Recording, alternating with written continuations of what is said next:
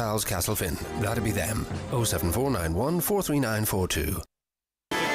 Get ready for an unforgettable night with the Whistling Donkeys live at the Pulse venue, Letterkenny, this Saturday, 26th of October. Doors open at 11 and it's pay at the door. Don't miss an incredible night at Pulse venue this Saturday with the Whistling Donkeys. Calling all self-builders and rebuilders. Are you looking to build an A-rated energy-efficient home? Join Castle Forms for a free information day this Saturday at the Clanry Hotel, Letterkenny from 10 a.m. to 6 p.m. Discover their quick and cost-effective ICF walls and insulated foundation systems. Castle Forms Construction Systems, the future of tradition. The Naughty Alarm Clock. The Naughty Alarm Clock. Highland Radio. Well, here he is. It's Greg Hughes. I wish you wouldn't do that. Why? Because it makes out that... Well, sure, you're the man. No, I'm not the man. Oh, don't be rubbing your eyes. You get to make me me sad.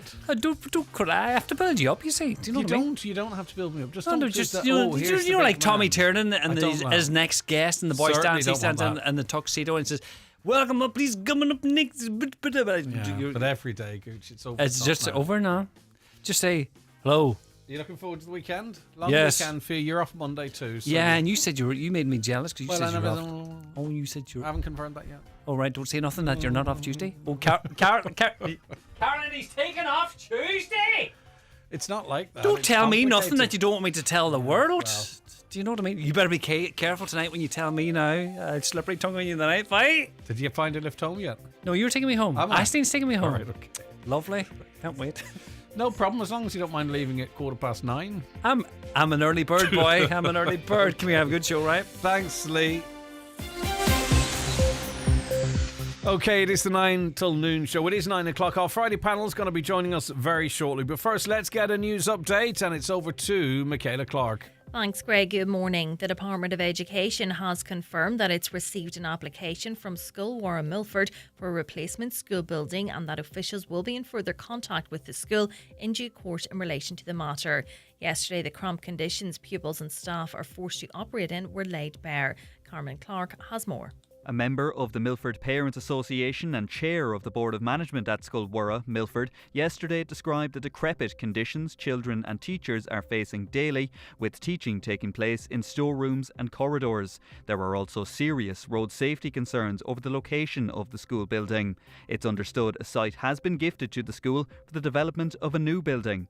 In a statement to Highland Radio, the Department of Education says it recently delivered modular accommodation at School Warra, Milford.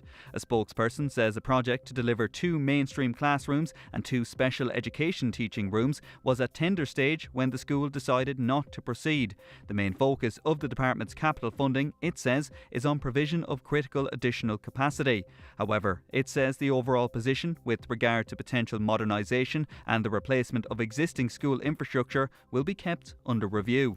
There's calls for an urgent update of a register of defibrillators in Donegal. Into general election candidate for Donegal, Mary T. Sweeney, says it's vital that the life-saving equipment is quickly and easily located when an emergency arises. It's been discovered that defibrillators have not been found at locations where they have been registered to.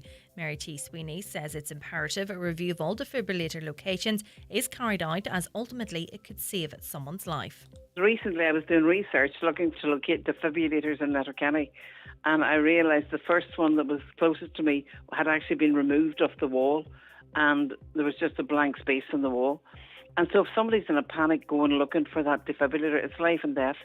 And really it's critical that the database must be updated if somebody removes the defibrillator. The Road Safety Authority is reminding drivers to slow down during wet weather. A Standishell rain warning has been lifted by Met Éireann after heavy rain hit parts of the country overnight. Meanwhile, a major road safety operation is in place for the bank holiday weekend with checkpoints in place. David Martin from the RSA says driving in wet weather is always more risky. The thing to watch out for is spot flooding. We always invite people to be aware of that and don't drive through it. You may think it's shallow, it's frequently a lot deeper than you might anticipate. And also, particularly on high-speed roads such as motorways, give yourself extra distance, because braking can be more difficult, and there's always a risk of aquaplaning on roads during when there's a lot of rain. Weather now mostly cloudy with scattered outbreaks of rain today. Highest temperatures of 14 to 16 degrees. That's all from Highland Radio News for now. We'll be back with news again at 10 o'clock. Until then, good morning.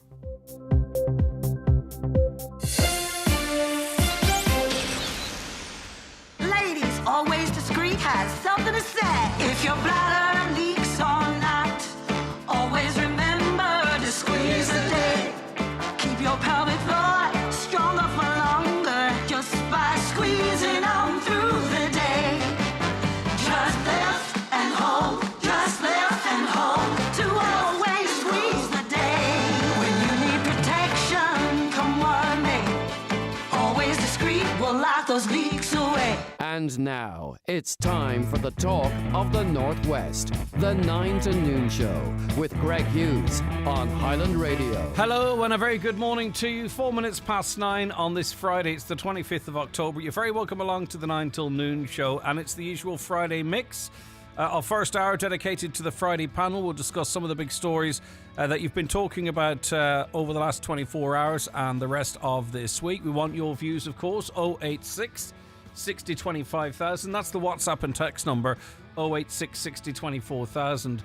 24,000? 25,000. If you want to give us a call, it is 07491 24,000. 25,000. I don't know why I'm getting 24,000. What's going on, Caroline? I'm at 1,000. Or if you want to email, it's comments@highlandradio.com. Comments@highlandradio.com. All right, let's welcome our panel this morning. We'll say good morning first to Liam White, community campaigner. Hi, Liam. How are you getting on? Good morning. Good morning, everybody. It's good to have you with us. Councillor Liam Blaney of Fianna Fáil is there. Good morning, Councillor. Morning, Greg. Good morning. Good to have you on the show. And also we have Emma Gova, the wee Donegal mammy. Good morning to you, Emma. How are you keeping? You're muted though, Emma. Yes, you are.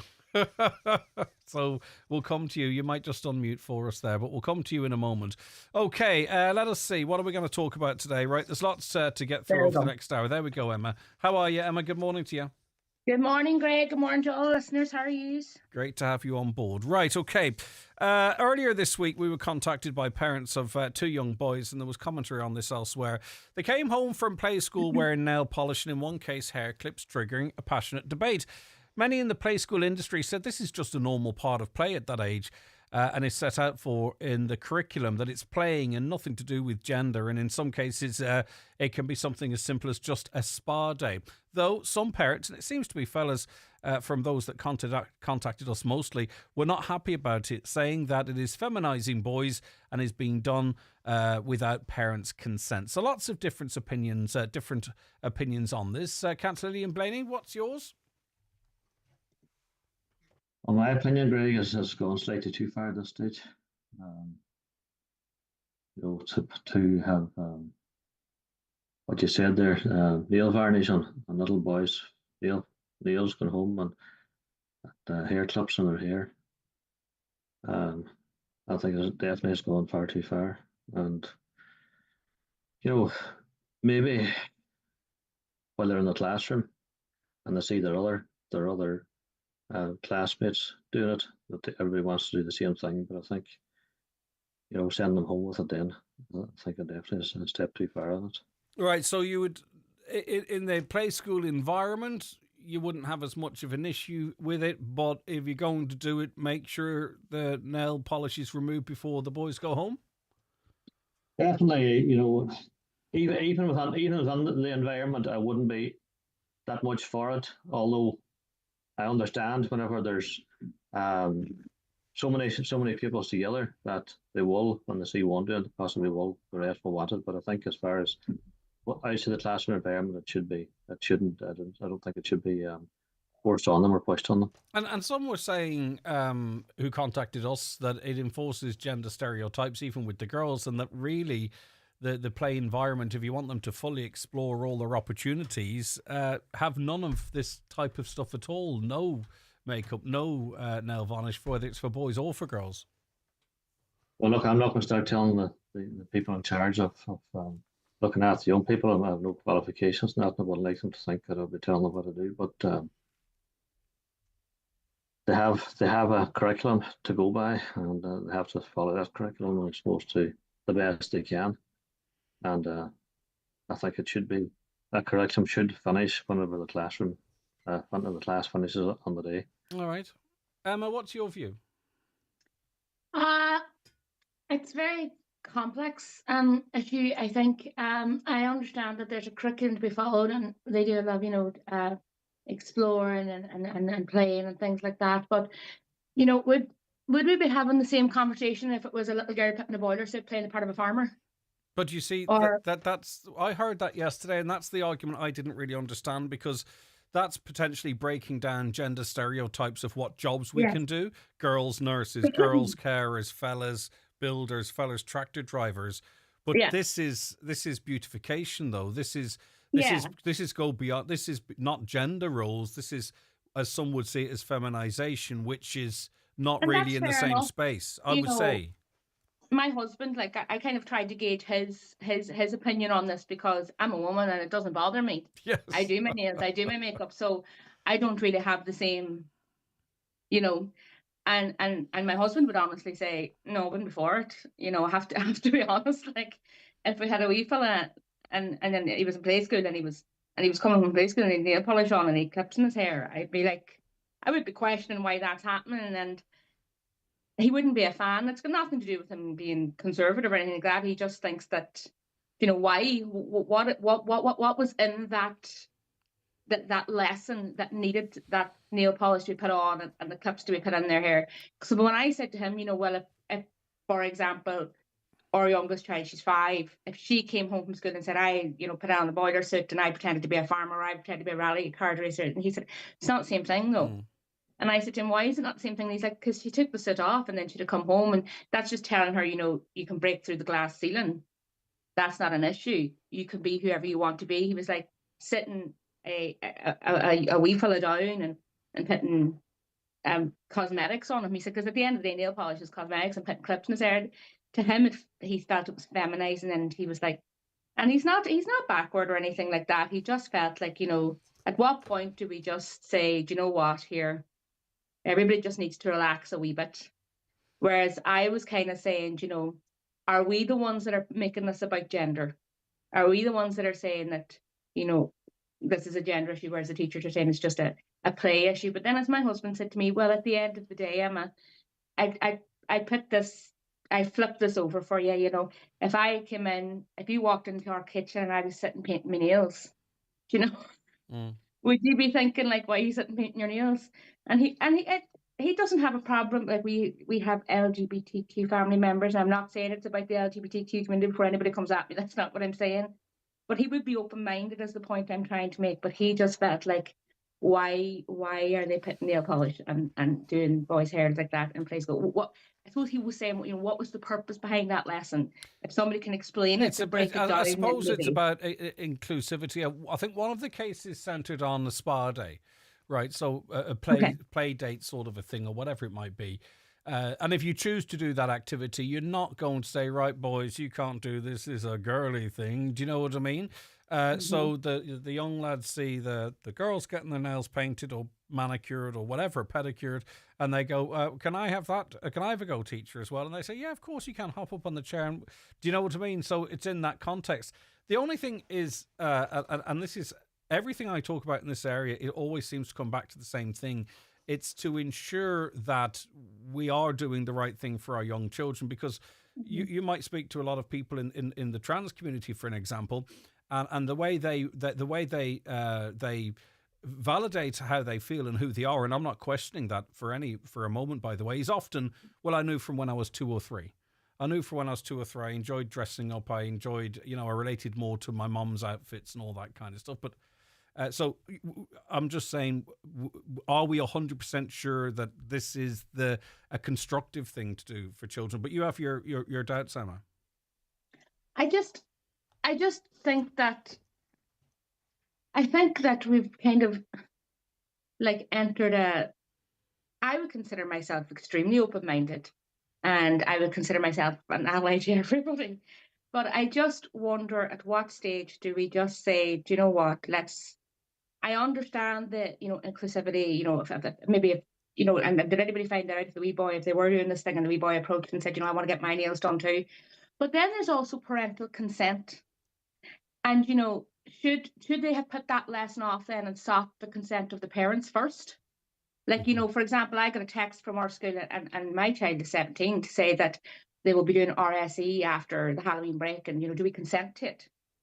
So, you know, there's also parental consent there. So maybe they should have stopped the consent of the parents first and said, listen, we intend to do this sort of, you know, spa day later on in the week. If you don't want your child part of it, just let us know. We'll find something else for them to do with maybe another worker, another childcare provider in the building. But, you know, and then, you know, part of me as the mother was going, what if the child had allergies? You know, yeah, well, that's regardless of whatever the background. I don't know, because we had a lady come on yesterday too that talked about how she has asthma and finds the chemicals in these products actually aggravates it. So to me, my more concern would be about parental consent. And I'm not saying that, you know, you have to run every small tiny thing beside, you know, I know that there's going to be things that are done off the cuff in classes that are part of the education, and you're not going to be phoning you every day telling you everything that's going on.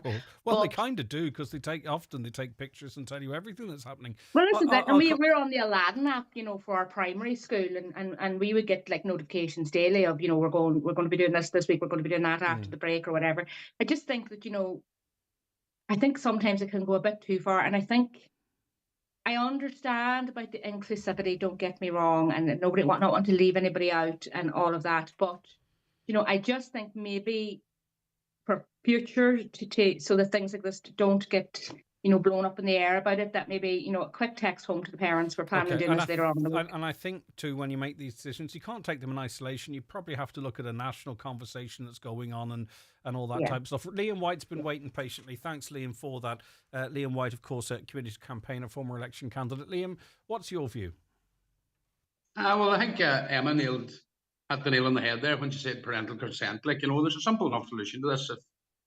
If crisis play schools or whatever contact the parents and say, look, we're having a spa day tomorrow, we'll be using A, B, and C on you know what I mean, your child, and we'll put nail varnish on. And if a parent doesn't want that, I think it's okay for the parent to say, yeah, no, I don't want that for my child, like, you know, and no, personally, I have no problem with it. Like, you know, I don't think if you put nail varnish on a wee boy that he's going to turn him more feminine or anything like that overnight, like, you know, no, that I think there's a simple enough solution. There's plenty of communication there with WhatsApp groups, and I have two girls that go to after school, and we get plenty of notification of what they're doing and stuff. So I think it's a simple enough solution, like, you know. Yeah, and I've been trying to sort of, and I think many people have been trying to come up with a similar situation if you flip it over to girls, and there isn't really one as such that you can come up with, because I don't really, and I know Emma, and with respect, Emma referenced the hard hat and the boiler suit and all, but that's kind of not the same space, because the male equivalent to that, you could argue, is dressing up as a nurse. Now, we know there's many male nurses, don't get me wrong, but that would be the sort of the equivalent. There's not an equivalent really scenario that would affect your girls that I can think of, Liam. No, there's not. Look, I'm not able to go, but I think we spend way too much time in conversations with things like this when there's real issues out there. But these are healthcare stuff like this here. 100%, Liam. But you know, it's really kind of an Americanization of Irish society and Irish politics. These conversations all start in American universities, and then they all transfer over here. Would you not consider? Would you not? It creates this divide that there's no need to be. I get you, Liam, but I get you. But do you not consider record numbers of teenagers self-harming, record numbers of children with anxiety and what have you? I mean, I presume you believe that to be a very serious issue, and part of these conversations is to ensure that we are doing the right thing for our children, that we're not just going to, and I'm not saying it comes down to things like this, God, that would be crazy, right? Don't get me wrong, but is there anything more important than what is right for our children, the welfare of our children, and the world in this country in which they grow up in? Absolutely, you know, we're all products of our environment, like, you know, and I agree 100%. Like, we should do what's right, what's best for our children, like, you know. But I think we're in the process of finding what is best for our children at the minute, like, you know. Ireland changed really quickly over the space of 10, 15 years. But you don't want to blindly. You don't want to conservative country. I presume you don't want to very liberal. I presume you don't want to blindly follow what the government dictates, do you? Because that's exactly what's happening at the moment. The government commission the people who are responsible for formulating a curriculum to which from which our children are taught. I mean, we don't want to blindly follow the government all the time, do we? We want to challenge it. Of course, it's never a good idea to blindly follow the government. Not but damaging our children. Professionals are probably best placed to see what's best for children, and along with the parents, of course, who should have a good say. I'm not being argumentative, but the professionals were responsible for that picture that was being shown to children that made out that an Irish family are potato munchers with red hair doing Irish dancing. And it was only when conversations started happening that people realised that this is the type of information that's being fed to children in schools, and that if you're not Irish or if you're not white, that you are culturally sort of superior. So it is. I don't think these conversations are insignificant. No, of course they're not. Of course they're not insignificant. But I think way too much time is spent on things like this. Okay. Well, this is the first time we've spoken about it on this part of the show, but I appreciate your views on it. Liam, anything to add before we take a break and move on? No, look, I definitely agree a lot with what the other two speakers have talked about there as well. 300% with them. Okay, listen, all of you, thank you very much for now. Emma Gover, Councillor Liam Blaney and Liam White. We'll be back with more from our panel after we take this short commercial break. Keep your texts coming in, 086 60 25,000. The 9 till noon show with Sony Centre Letterkenny, Ireland's only Sony store, offering the best deals guaranteed. TVs, soundbars, headphones, cameras, party speakers and much more. Shop in-store or online at sonycentre.ie. Due to phenomenal demand, the second date has been added for Mac Fleetwood in On Greenland Theatre Saturday the 9th of November. Here are all the classic Fleetwood Mac hits, including Little Lies, Dreams, Go Your Own Way and many more. Tickets on sale from ongreenland.com and the venue box office. Brought to you in association with Joe Gallagher Entertainments. Heron Auto Donegal Town is offering a €5,000 scrappage sale on all 241 Opel and Kia cars. The deal includes models like the Opel Corsa, Astra, Mokka, Crossland and Kia Ceed, Nero, Exceed and Sportage. Available in both automatic and manual options. Call in to Heron Auto today. Now might be a great time to take advantage of this €5,000 scrappage deal. Finance available on all cars, so call to Heron Auto Donegal Town today. It's colourless, it's odorless, it's hard to detect. So carbon monoxide deserves your respect. It can kill you stone dead in just 3 minutes flat. And if you don't believe me, ask me dear Uncle Pat. Thanking you.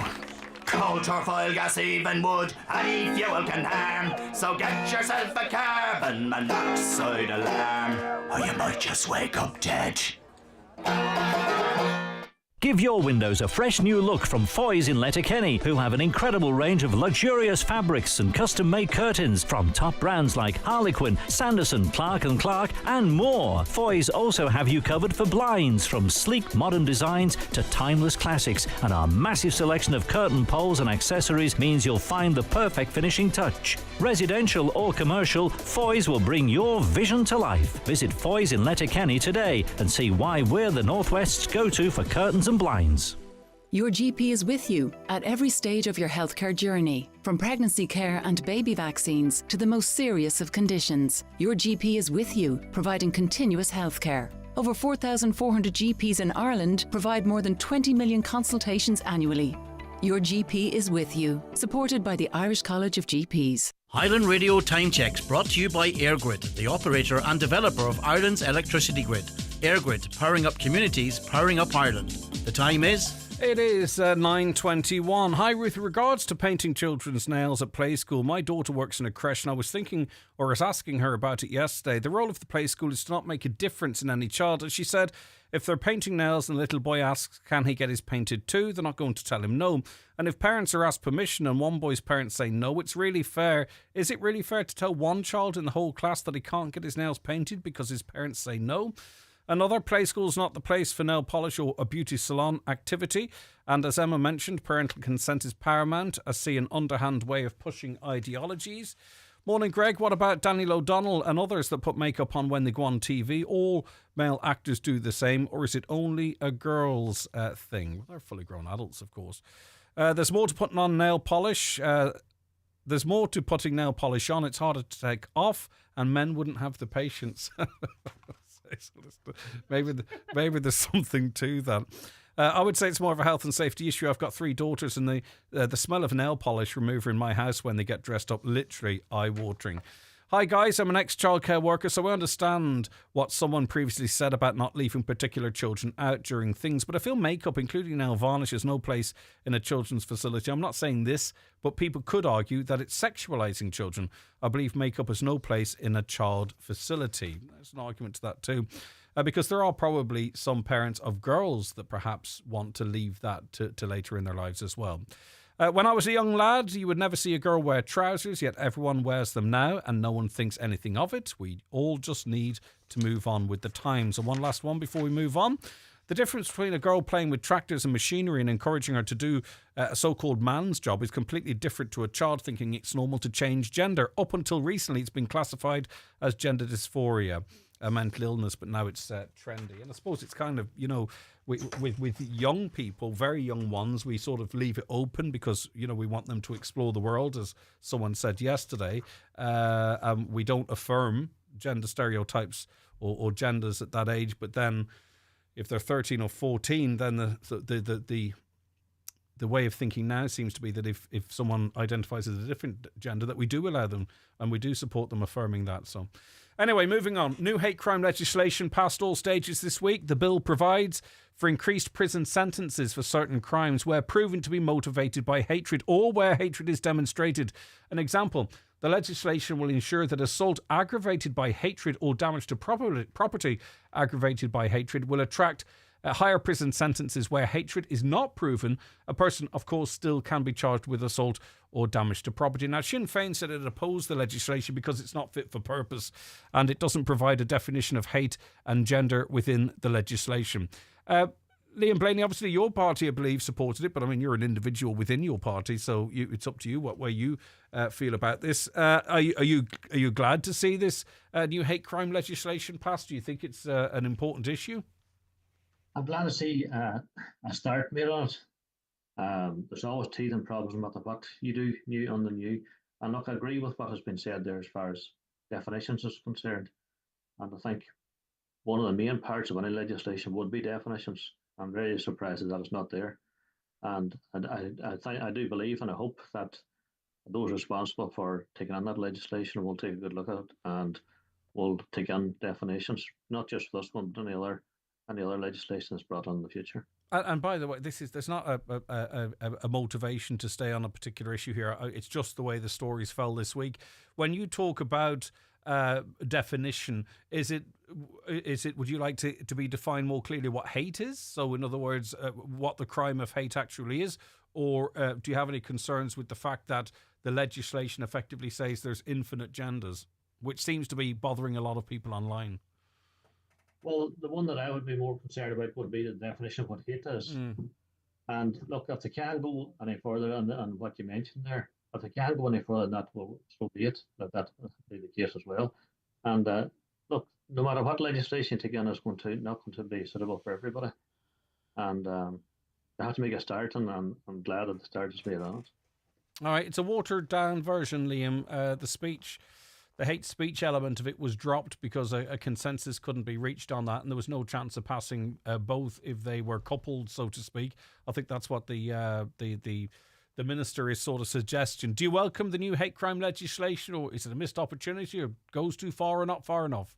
No, likewise. Oh, sorry. Just for Liam. Sorry, I can come back to you on that in a moment, Councillor. Go ahead, Liam. I do welcome the fact that there's hate crime legislation. Now, I know it's watered down a lot, understandably because of the consensus on hate speech and that. Hate speech is there to protect hate crime as legislation is there to protect minorities, be it a religious minority, be it an ethnic minority or a social group or gender as well, which is the big talking point. I do welcome the fact that there's hate crime legislation. Definitions are a problem, I suppose, in the legislation, but it's a positive step going forward, I think. Will it be used? Will people be taken up? Will people be prosecuted for hate because of it? That's where we're going to see that's going to test the metal of the legislation. And I think the definitions future, perhaps so come it's kind of a through the wait and see. courts. Yeah, sorry, Liam. I think the definition probably will end up coming through the courts. I mean, the way I view this, and I understand why people are arguing around certain elements of it, but if I walked up to someone in Letterkenny Main Street and they were of a different race, and I referenced their race and I said, I can't stand you, and then proceeded to assault them, I could be done for assault, but I could also be done for the crime being motivated by hate, which would bring an additional sentence.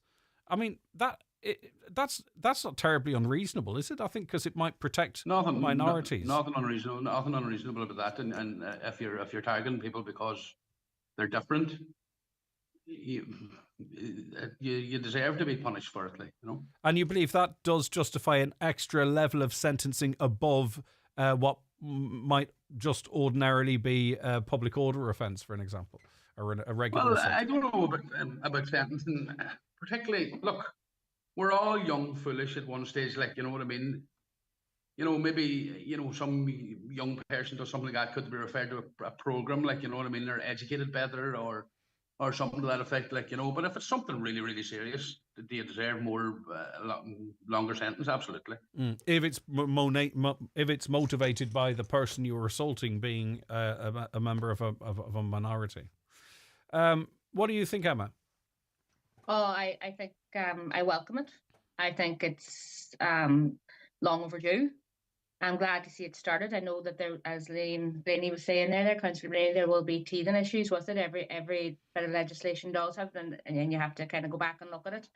And I know this is the watered down version of it, but no, I welcome it. I think that if you are targeting somebody, or you assault somebody solely for the basis of their colour, their religion, or their sexual orientation, that yes, then you should face the full rigours of the law.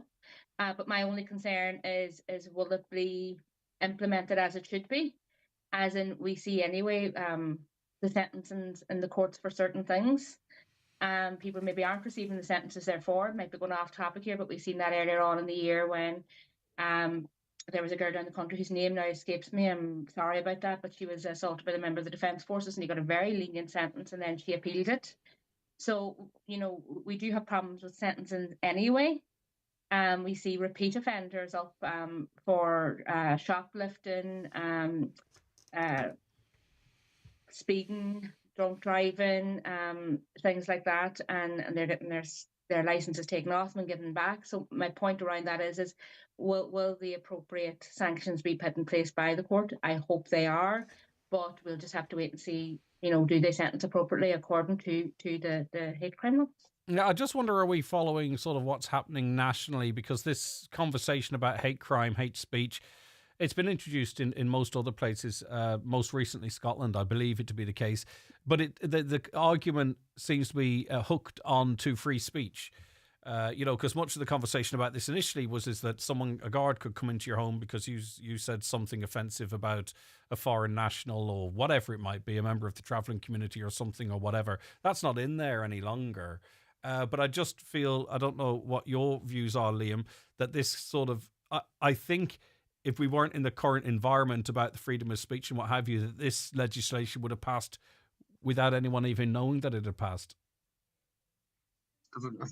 About 3 or 4 years ago, it probably would have, as you say, blew through without any hassle. But that's just the current times, I suppose the power of social media now. We see a lot of polarised and extreme positions freely available now.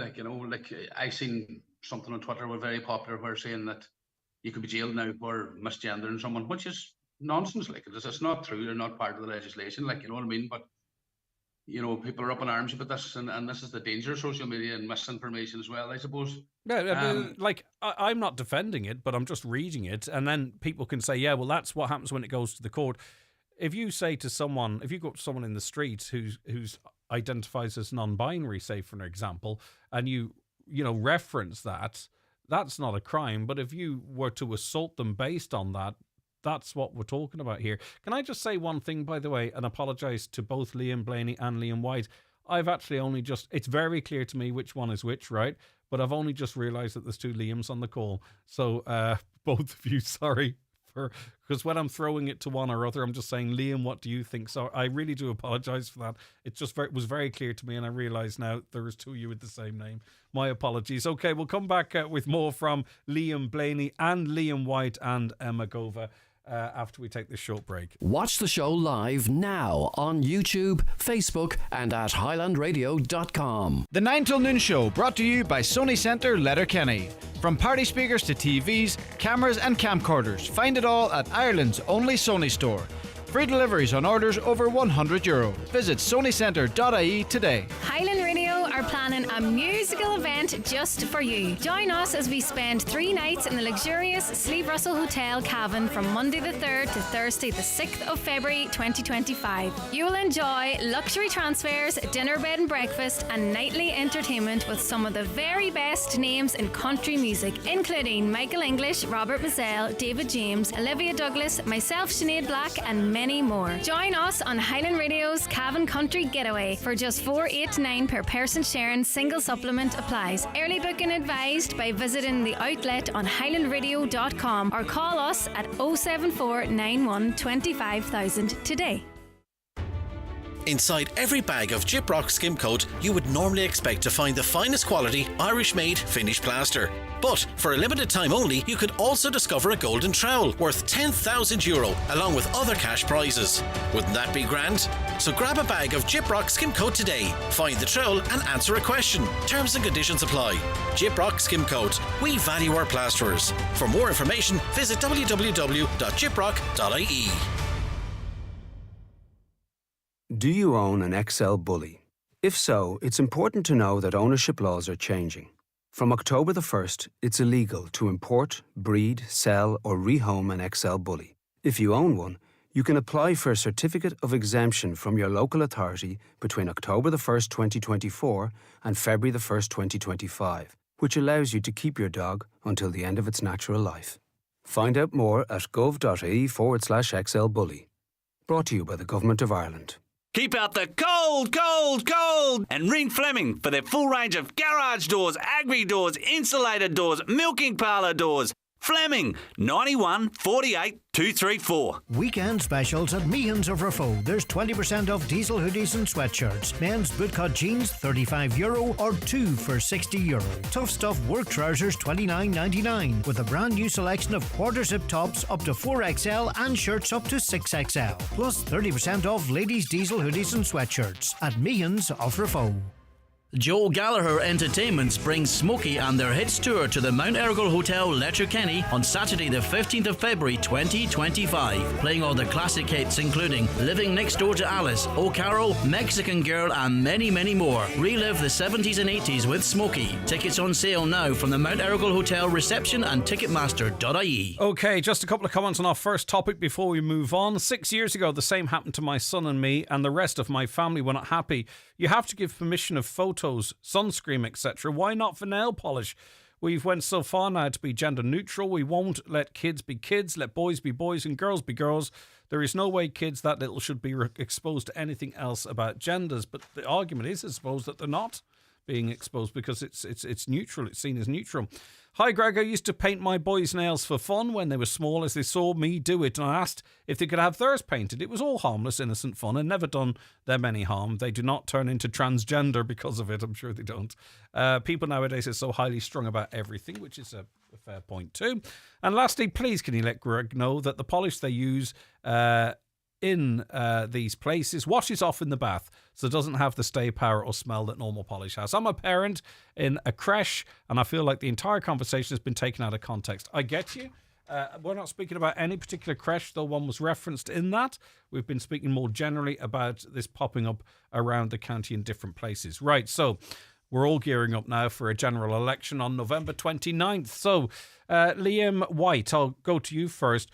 And I suppose, you know, there are big issues, like obviously defective concrete blocks is a big issue. And I think, I mean, obviously people will be very motivated in certain parts of Donegal to vote for it.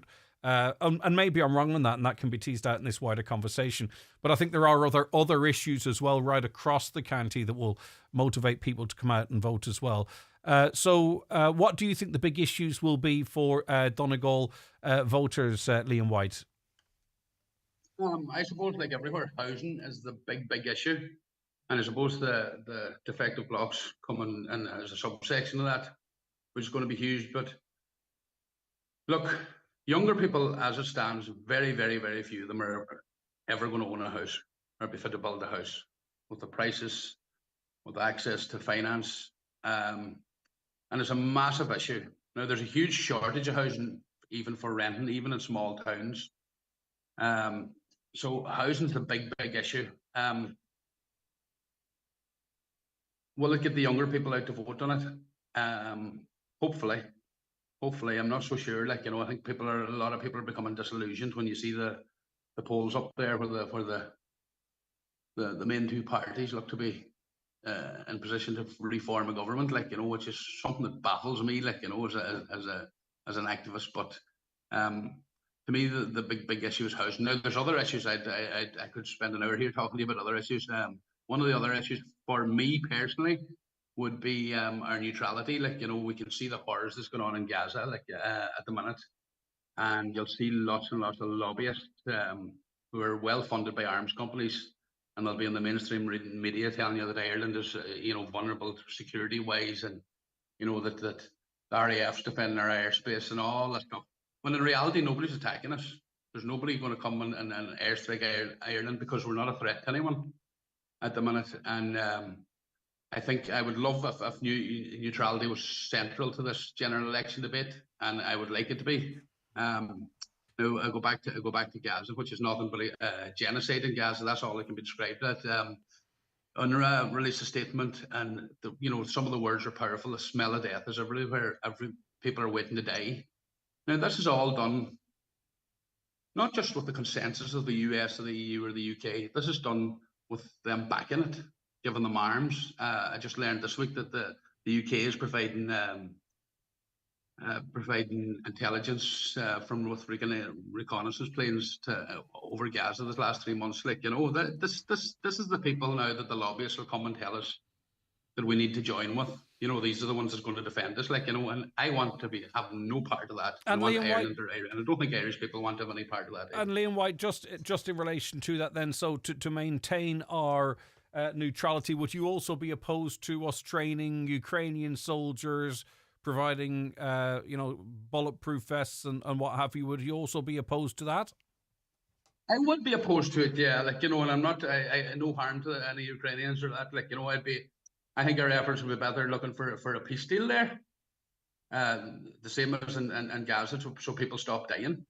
Hundreds of thousands of young men, Russians and Ukrainians, are dead. Young men and women, but generally men, are dead over a needless war that has been pushed. You know what I mean? What has been pushed from the West as well. Who let's face it, where they inflamed the situation at the beginning. Like, and then we go back to the riots in Kiev in 2014. Now, I'm not absolving Russia from any blame on this either, like, by saying that.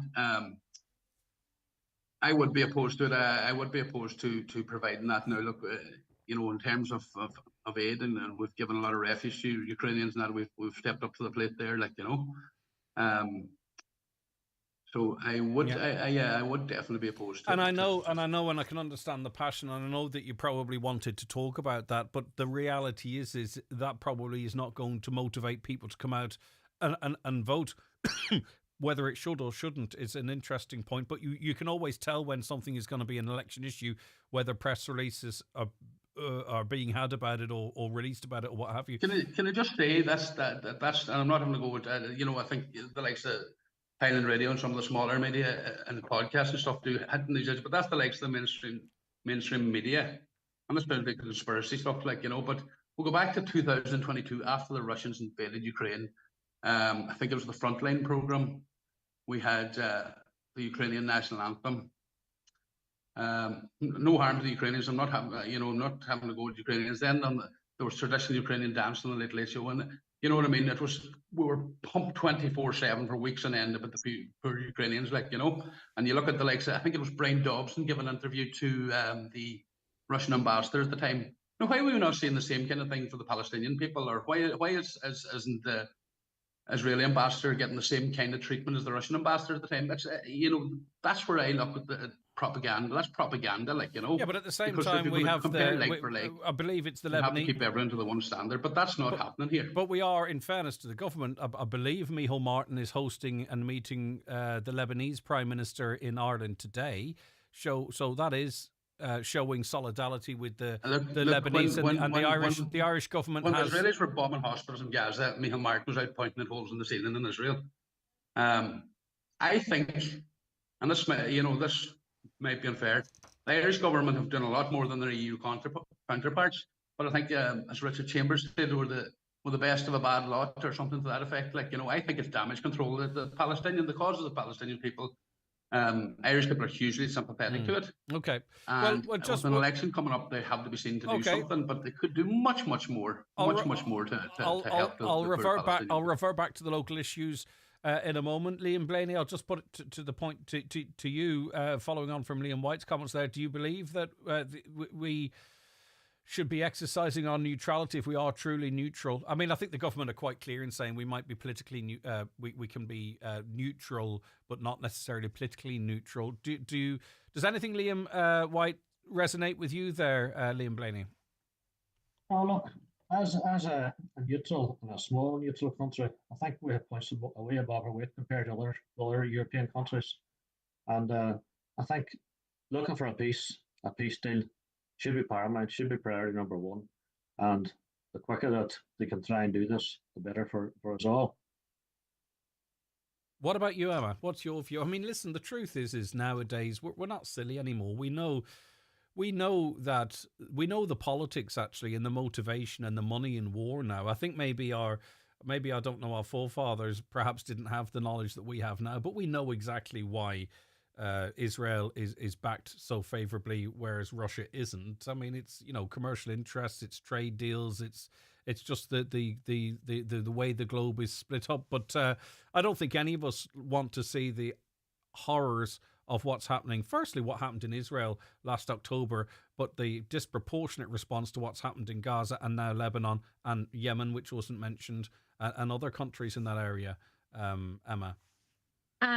Yeah, I would strongly advocate for us to keep our neutrality.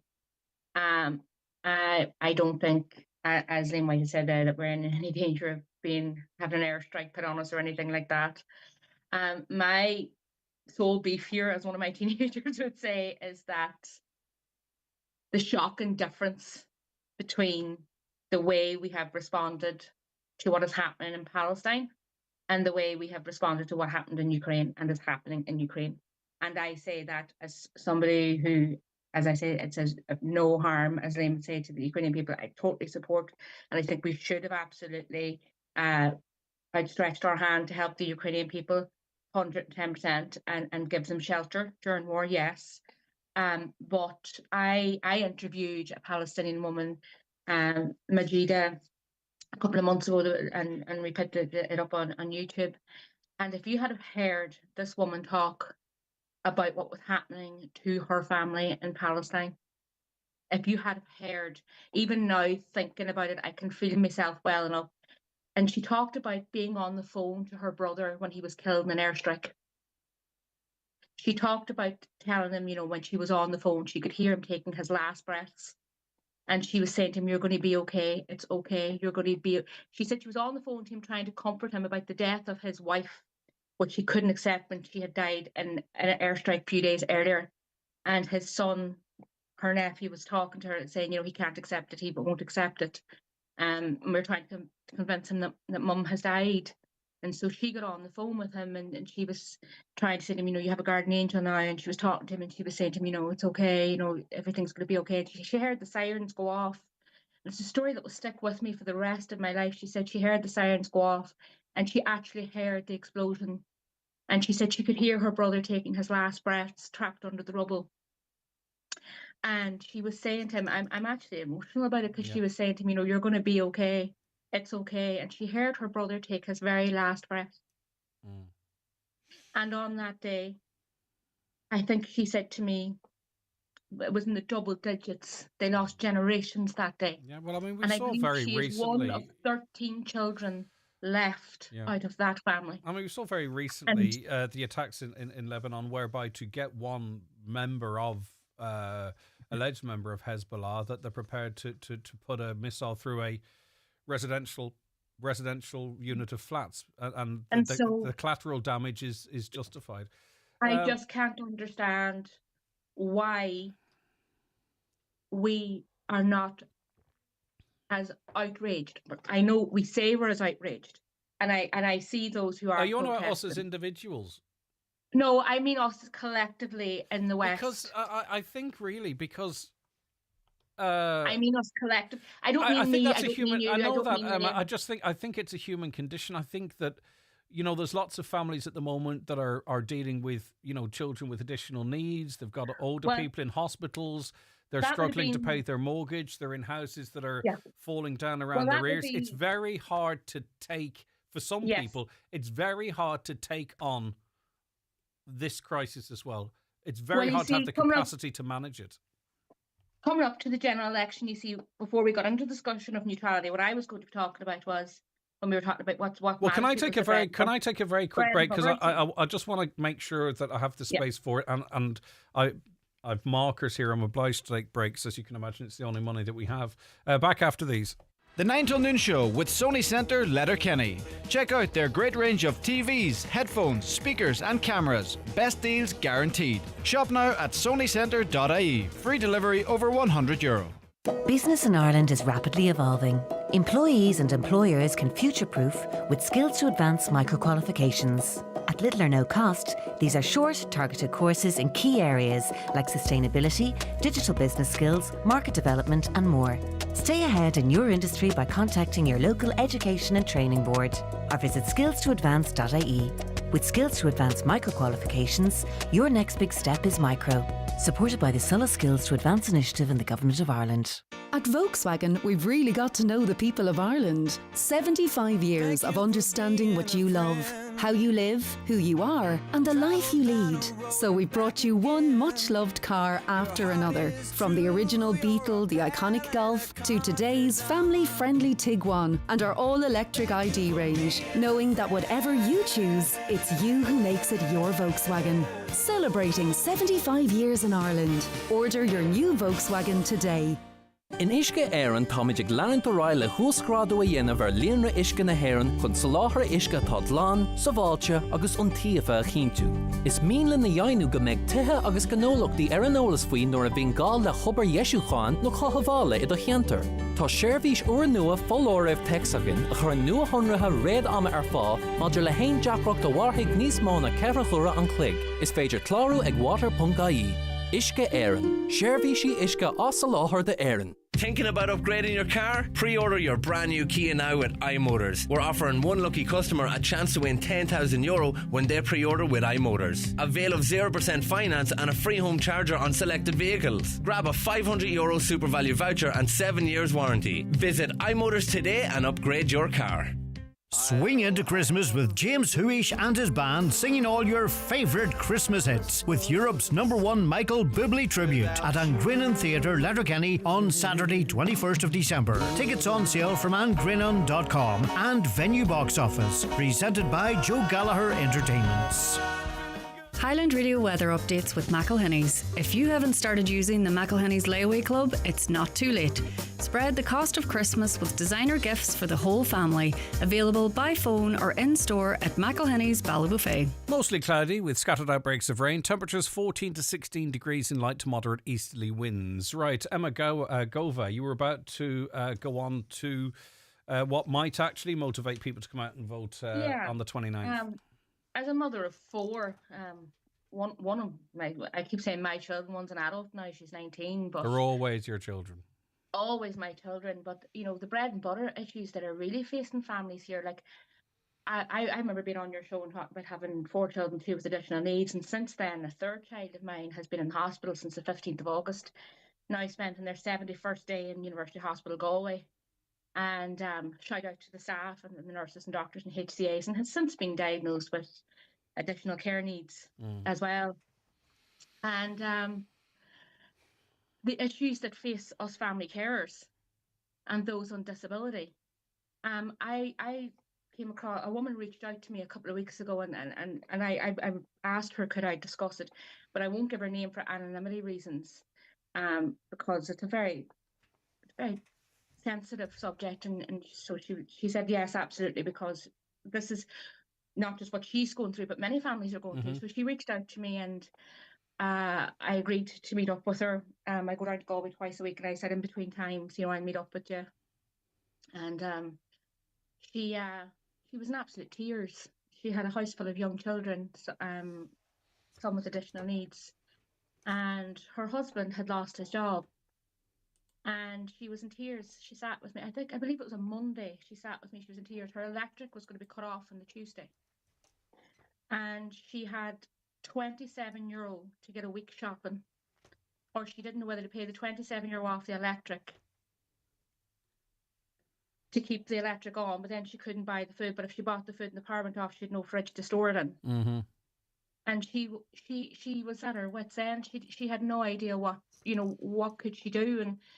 And I, referred her, I said, what about, the local food bank? And she said, I can't go in there. People from my hometown may see me or whatever it may be. And I said, there's no shame in it. And I said to her, do you want me to reach out to a food bank in a different town? And she said, yeah, if you could. And so I did. And we got help. A very, very generous member who was at this food bank heard was what I was discussing with I know the manager of the food bank, and they paid some money off her electric to keep her electric on for her, and this was a complete stranger. And when I tell you that woman, when I went back to her and said to her, that this is going to be sorted or whatever, when I say she collapsed into my arms crying, I mean she sobbed. Yeah, just moved because by she was support. going to be able to feed her children and keep her electric on. I spoke to another woman this week. She is a pensioner. Yeah, if you could be brief, and I don't wish to be heartless because they're very important stories. I just want to bring Liam in as well. Liam Blaney. She has a disability. She was moved from disability to old age pension, and because of that, she's over the threshold and lost her medical card, and now she can't afford her medication because she's been given a GP card and a drugs card, and so her threshold is €80 a month for her. But yet she's on the old age pension, but because she had a little bit put aside before her old age pension came, and I mean a very little bit. She's 10 year old threshold. And I wonder, does someone like that feel that there's any personal political party that's talking to them, and maybe they might not be inclined to vote? Liam Blaney, just on to you. Were you surprised at Fianna Fáil's strategy of adding Claudia Kennedy, a third strategy, so I suppose, in the east of the county? It seemed to take some people by surprise. Did it take you by surprise? What do you think of that move, if you want to talk about it publicly? It definitely took me by surprise. I think it took all the elected members in the county, elected members in the county by surprise. And we didn't feel that there was a need or that there would be a third candidate on it. And if you look at the bigger picture, we had a convention and there was a contest between Charlie McConlogue, or not Charlie McConlogue, or Pat the Cope Gallagher and Councillor Michael Naughton. And Councillor Naughton put up a very good showing there. And we, personally, I felt that if anybody was going to be selected, it would have been Councillor Naughton. A man that topped the poll in his own area, a very, very popular councillor, very, very hard-working councillor. And, we were very, very surprised that Claudia was selected. Nothing against Claudia, but she did stand in the last council elections and got 301 votes, I think was on it. And so that's who people thought may have been. Not that we thought who may have been. We didn't think anybody would be. But now they have selected somebody, we thought that that's who it might have been. What do you think the strategy is, Liam? It seems to be, in my opinion, females, having so many females on the ticket, and they looked at this constituency and for whatever reason, they believe that Claudia would be a good candidate for this constituency, for this county. And look, I wish all the three of them all the best. And we'll be doing what we can to try and retain at least 2 seats. Well, I wish everyone that's put the name on the ballot paper all the best, because it takes an awful lot to do it. There's one thing talking, it's another thing sticking your name down. Okay, listen, that's where we have to leave it. Liam Blaney, thank you very much for your time today. I really do appreciate it. Thank you. Emma, always a pleasure to have you on the show. Sorry to have to rush you along a little bit, but you know yourself. No, The clock waits for no man, i.e. me. Have a lovely weekend and best wishes to you and your family. I wasn't aware of that most recent news. But no better woman than yourself. All right, thanks very much. Liam, thank you as well. I really do appreciate your time and getting involved in the conversation. Liam White, take care of yourself. All right, that was our Friday panel. I got through quite a few of the comments as the panel was ongoing there, but still dozens more. So we'll be getting through that and so much more besides in the next hour of the 9 till noon show. But stay where you are because we're going to take a break now for the news and for the obituary notices. The 9 till noon show, sponsored by Sony Centre, Letterkenny. Discover the best in tech, TVs, soundbars, noise-cancelling headphones, mirrorless cameras and more. Best deals guaranteed. Shop in-store or at sonycentre.ie. On Business Matters this week, my guest is Dublin-based Donegal woman Elaine Noonan, the founder and chief executive of Community Connect, Ireland's first nationwide baby bank charity. So join me, Chris Ashmore, on Business Matters after the 6 o'clock news on Sunday. Business Matters on Highland Radio is brought to you by Local Enterprise Office Donegal. If you have an idea to start or grow your business within Donegal, contact the Local Enterprise Office to find out more about the supports available for businesses. See localenterprise.ie/Donegal. Luxury is not merely seen or heard or even touched. True luxury is experienced. It lies in the minute details that elevate the ordinary into the extraordinary. It's quiet spoken, but leaves a lasting impression. You know it when you feel it. Luxury begins with L. Lexus. Experience amazing. Discover the all-electrified range at Lexus Letterkenny. Century Complex has spectacular fun this October. Join us for a family fun day on October the 26th and catch Halloween classics like Hocus Pocus on the big screen starting from October the 19th. For more information or to book tickets, call 07491 21976 to celebrate spooky season with us.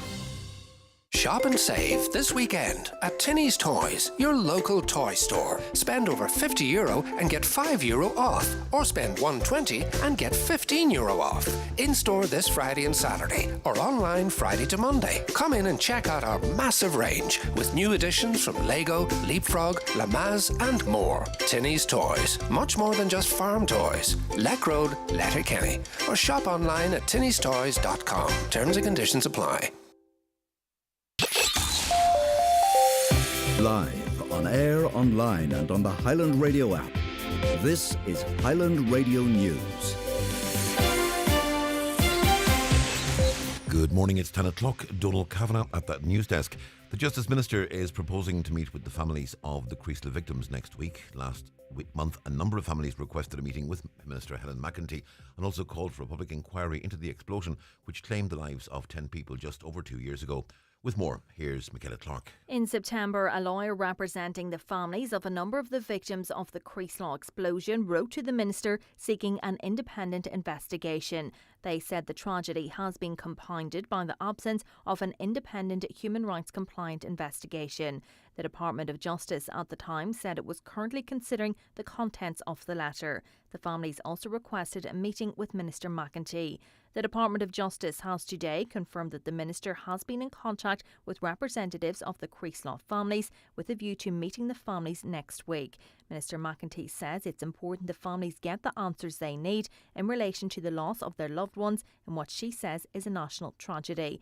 In a statement, she added that it is also important that the Garda investigation, the HSA investigation and the CRU investigation is completed. The Department of Education has confirmed it has received an application from Sculwera in Milford for a replacement school building, and officials will be in further contact with the school in due course in relation to the matter. Yesterday, the cramped conditions pupils and staff are forced to operate in were laid bare on the 9 till noon show. With more, here's Cameron Clark. A member of the Milford Parents Association and chair of the Board of Management at Sculwera, Milford, yesterday described the decrepit conditions children and teachers are facing daily, with teaching taking place in storerooms and corridors. There are also serious road safety concerns over the location of the school building. It's understood a site has been gifted to the school for the development of a new building. In a statement to Highland Radio, the Department of Education says it recently delivered modular accommodation at Sculwara, Milford. A spokesperson says a project to deliver 2 mainstream classrooms and 2 special education teaching rooms was at tender stage when the school decided not to proceed. The main focus of the department's capital funding, it says, is on provision of critical additional capacity. However, it says the overall position with regard to potential modernisation and the replacement of existing school infrastructure will be kept under review. There are calls for an urgent update of a register of defibrillators in Donegal. Enthus Mary T. Sweeney says it's vital that the life-saving equipment is quickly and easily located when an emergency arises. It's been discovered that defibrillators have not been found at locations to which they've been registered. Mary T. Sweeney, who's contesting the forthcoming election, says it's imperative that a review of all defibrillator locations is carried out, as ultimately that could save someone's life. Recently I was doing research looking to locate defibrillators in Letterkenny, and I realised the first one that was closest to me had actually been removed off the wall, and there was just a blank space in the wall. And so if somebody's in a panic going looking for that defibrillator, it's life and death. And really, it's critical that the database must be updated if somebody removes the defibrillator. A community activist in Donegal says he hopes young people in the county will come out to vote in the forthcoming general election. On today's 9 till noon show, Liam White said he believes the housing crisis will be one of the defining issues of the forthcoming campaign, with the defective blocks crisis set to be a particular point of debate in Donegal. However, he said the fact that most people cannot hope to buy or build a house needs to be highlighted, and he's hopeful that they will vote with that in mind. Younger people, as it stands, very, very, very few of them are ever going to own a house with the prices, with access to finance. And it's a massive issue. Now, there's a huge shortage of housing, even for renting, even in small towns. Will it get the younger people out to vote on it? Hopefully. I'm not so sure. I think a lot of people are becoming disillusioned when you see the polls up there where the main 2 parties look to be in position to reform a government, which is something that baffles me, as an activist. Jerry the Monk Hutch is due to appear in court in Lanzarote. It comes after the 61-year-old was arrested on the island on Wednesday as part of an investigation into suspected money laundering that targeted the Hutch organised crime group. 11 searches were carried out in Spain and at a house in Clontarf in Dublin. Jared Cousins, a crime journalist based in Spain, says a number of people are due in court. There's differing information being given out. I understand that in Ireland they're saying that it's a money laundering investigation. The Spanish authorities are speaking about drugs trafficking and human trafficking, which was a bit of a surprise yesterday. But we'll really have to wait and see until more information is released as to the exact nature of the allegations against each one of the individuals concerned.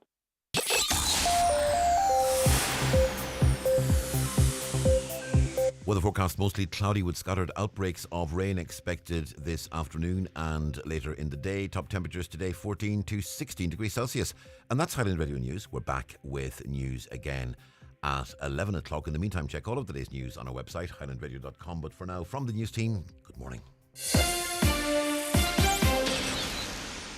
The obituary notice says for this Friday morning, October the 25th. The death has taken place of Patsy Carson, formerly of Craigmount, the Fold, Cloddy, County Derry, reposing at his brother Vincent's home, 32 Carnaray Road, Craigban, Cloddy. Family time from 10 o'clock to 11 o'clock. Funeral tomorrow afternoon at 1:15 for 2 o'clock Requiem Mass in St Joseph's Church, Craigban. Interment immediately afterwards in the adjoining graveyard. Family flowers only, donations if wished in lieu of flowers to Craigmount Fold, Kev McLaughlin Funeral Directors. The death has taken place of Kieran Doherty, 3 Melmount Villas Strabane, Creetland, St Johnston and formerly of Port Hall, Lifford, reposing at Quigley's funeral home this evening from 7 o'clock to 8 o'clock. Funeral leaving the funeral home tomorrow morning at 11:30 for Requiem Mass in St Mary's Church, Melmount at 12 noon. Interment afterwards in the adjoining cemetery. The Requiem Mass can be viewed live via the parish webcam. The death has taken place in London of Eilish Coyle, Benicia, formerly from Glenvar. Funeral will take place in London with burial in Herongate Wood Cemetery, Brentwood, Essex on Friday, November the 1st. Mass will be offered for Eilish in St Mary Star of the Sea Church, Glenvar tomorrow evening at 6 o'clock. The death has taken place of Mary Ward, Brinnelagh Gidor. Her remains are reposing at her son Thomas's residence in Brinnelagh. House private until 11 o'clock this morning. Rosary tonight at 8 o'clock with house private after and before the funeral tomorrow morning. Funeral mass tomorrow morning at 11 o'clock in St Columkille's Church, Knockfolla, followed by interment in the adjoining cemetery. The funeral mass can be viewed live on Kieran Rorty, Funeral Director's Facebook page.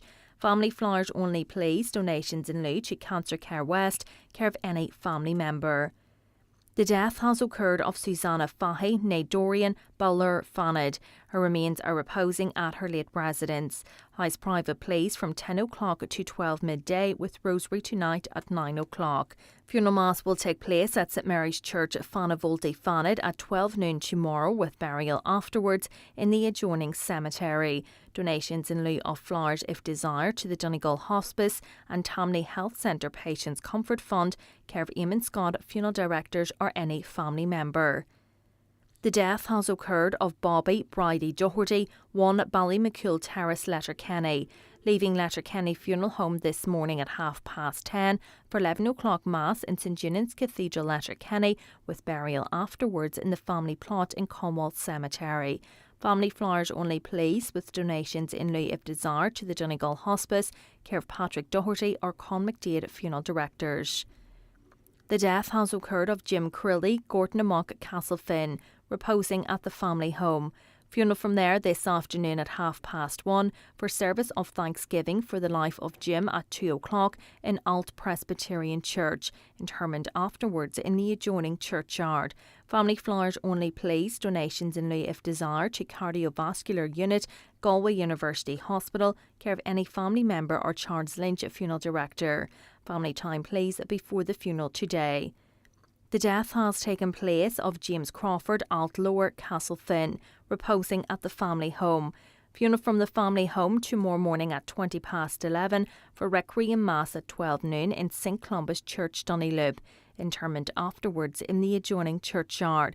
The Mass can be viewed via the parish webcam. And the death has taken place of Tilly Spratt, née Sweeney, Gary Harry, Letterkenny. Tilly's remains are reposing at her late residence, which is private to family and neighbours only, please.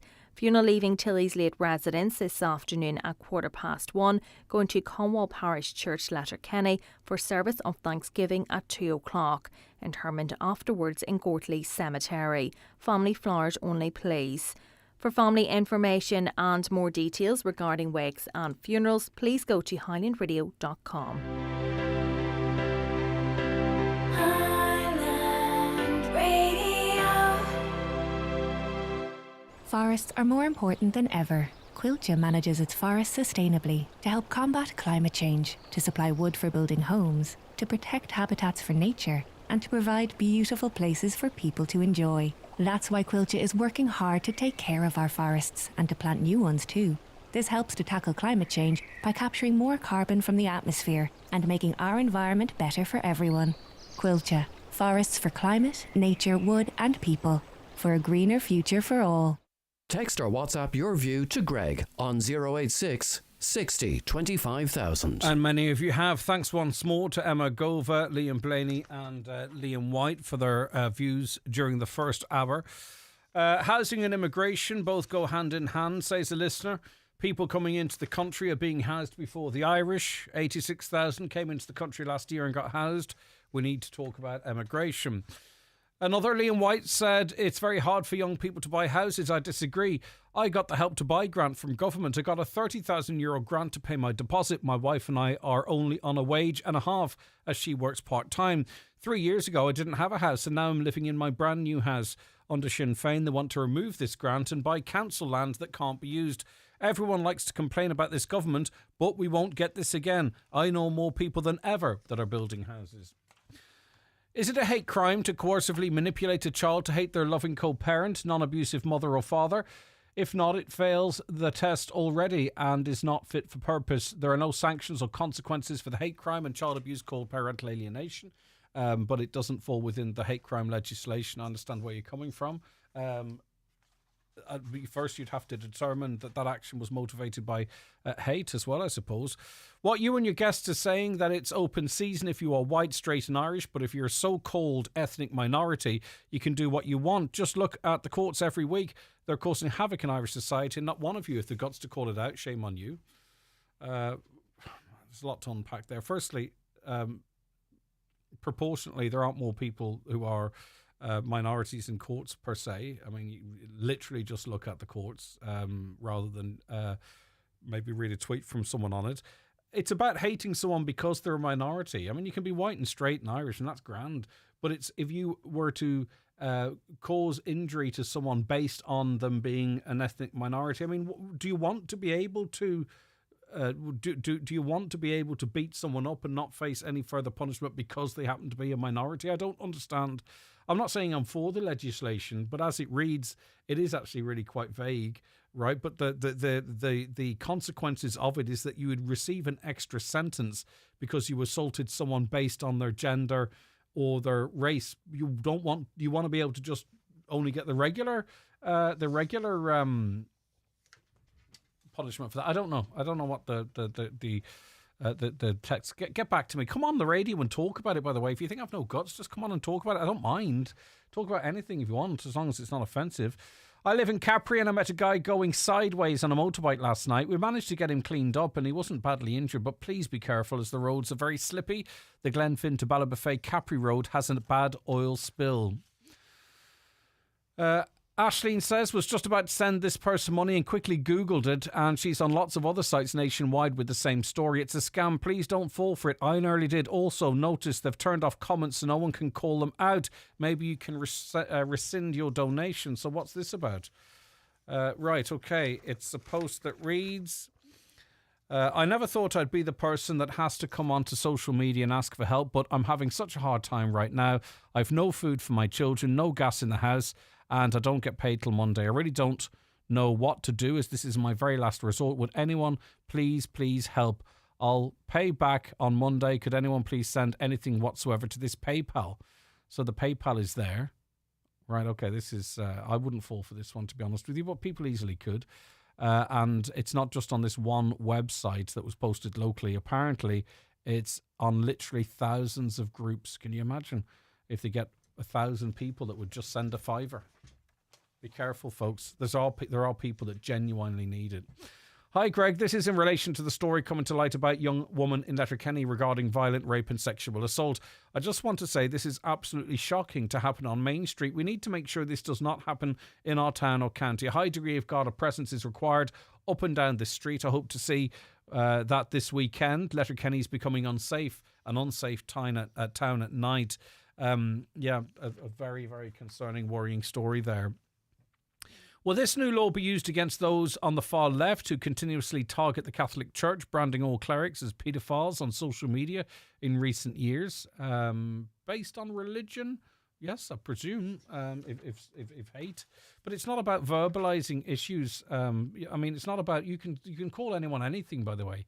This is hate crime, not hate speech. There's no hate speech laws. If you want to, I don't understand why someone wants to, but if you want to go on social media and target someone based on their ethnicity or whatever, or providing you don't accuse them of a crime they didn't commit, you can do that. There's nothing. If that's what you want to be able to do, to go on and be abusive to people, go ahead. There's no crime against it. What about the call for all? European Union to finally end the outdated practice of biannual clock changes? Does the panel believe with our border it might actually make people realise in Donegal we are different? I tried to raise that issue last week off the back of one text and no one bit, so I don't think it's anything that really bothers people that much.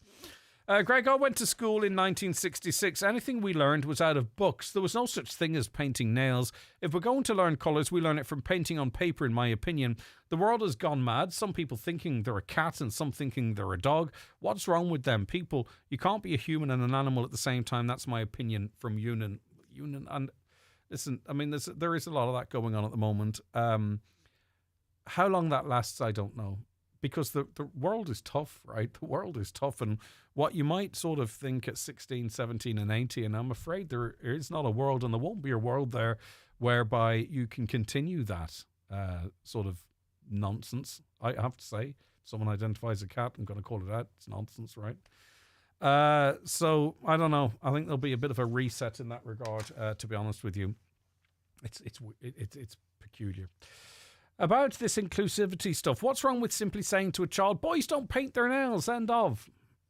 I've worked in early years in primary education all of my life, and now I'm retired. Children have always enjoyed playing with makeup and nail varnish, as well as dressing up. It's important for their development to explore.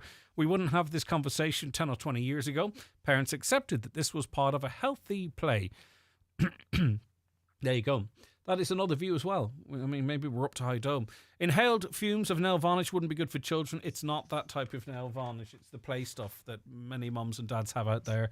You paint on the nails and it washes off in the sink with a bit of soap.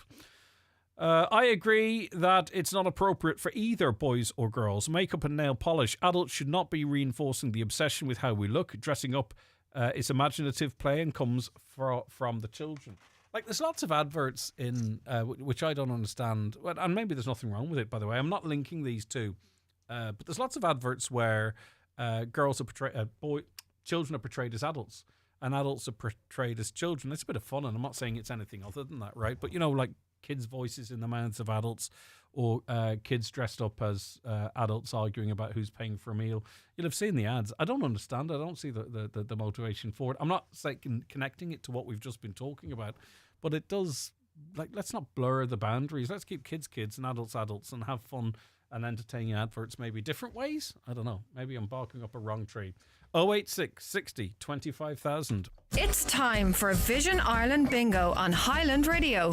It's Friday, the 25th of October. You're playing on the yellow sheet. The reference number is S15. It's game number 43. The numbers are 32, 43, 18, 84, 50, 90, 41, 63, 20, and finally 44. Phone your claim to 9104833 before 8 tonight, leaving your name, contact number and the name of the shop where you purchased your book, and we'll call you back the next working day. Get all your Vision Ireland bingo information at highlandradio.com.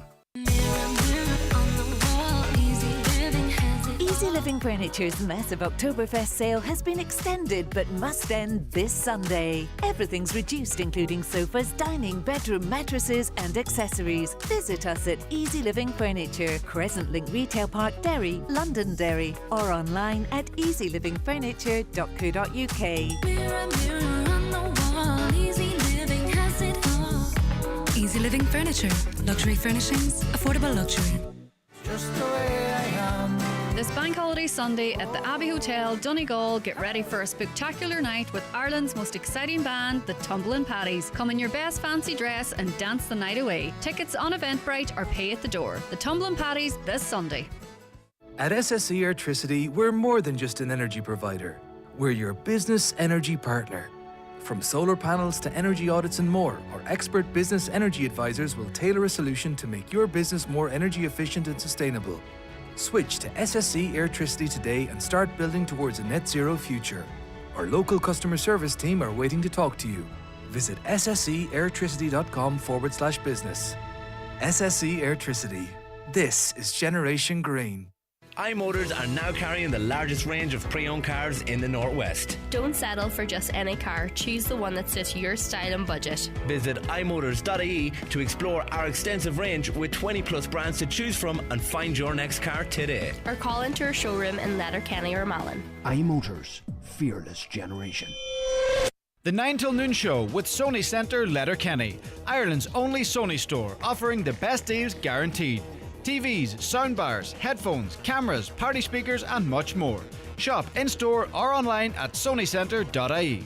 Okay, you're very welcome back to the programme, and we have 3 guests in studio with us. Joanne Trimble. Hi, Joanne. Hello, how are you? Good to have you with us. How are you keeping? Keeping well, yeah. Fantastic. And we also have Orla McLaughlin. Hi, Orla. Hi, how are you? Great. And we have your nephew, wee Danny. Hi, Danny. There he is, very well behaved little boy. Yeah. Joanne, tell us a little bit about wee Danny McLaughlin. Well, Danny came back to Churchill with his family in June a year ago, and at that stage Danny was unwell and nurses were called. It was through Helen McDade. She organised for nurses to be with Danny. So Danny was born with a brain tumour, and it's an inoperable brain tumour. So we've been working with Danny now for the past 18 months, doing night shifts for him, and he's just like, we're like aunties to him. We're all mad about Danny. Yes. And he's doing really well at the moment. But and you've known the family from Temple Street. I've known the family since Danny was 4 weeks old. Helen McDade had organised taking Danny home, so she'd organised different nurses from different areas to come out to him. So I've been there since Danny was 4 weeks. Yeah. And Orla, as a family, it must be amazing to have the support structure that you does. Obviously the family, but wonderful people like Joanne as well. Yeah, the support that we have in the house is great. Like, we have nurses in every night, and we have support from Jack and Jill and Bluebird, and we have a daytime nurse in as well with Danny, and Danny's absolutely obsessed with her. Like, she is brilliant with him. So no, the sport is amazing. Like, we couldn't have asked for a better network around us, like Sport Network. Yeah, and Danny is a twin. Yeah, he's a twin. So Danny's got a wee twin brother, Charlie. So the two boys were born on the 14th of June, and they're born in the National Maternity Hospital in Dublin. And after they were born, Annie got to spend very briefly with Danny before Danny was took to Temple Street Hospital. So Charlie spent 5 days in the National Maternity Hospital, and Mum and Dad, they were a rock at the time. They provided so much support for the whole lot of us and Annie.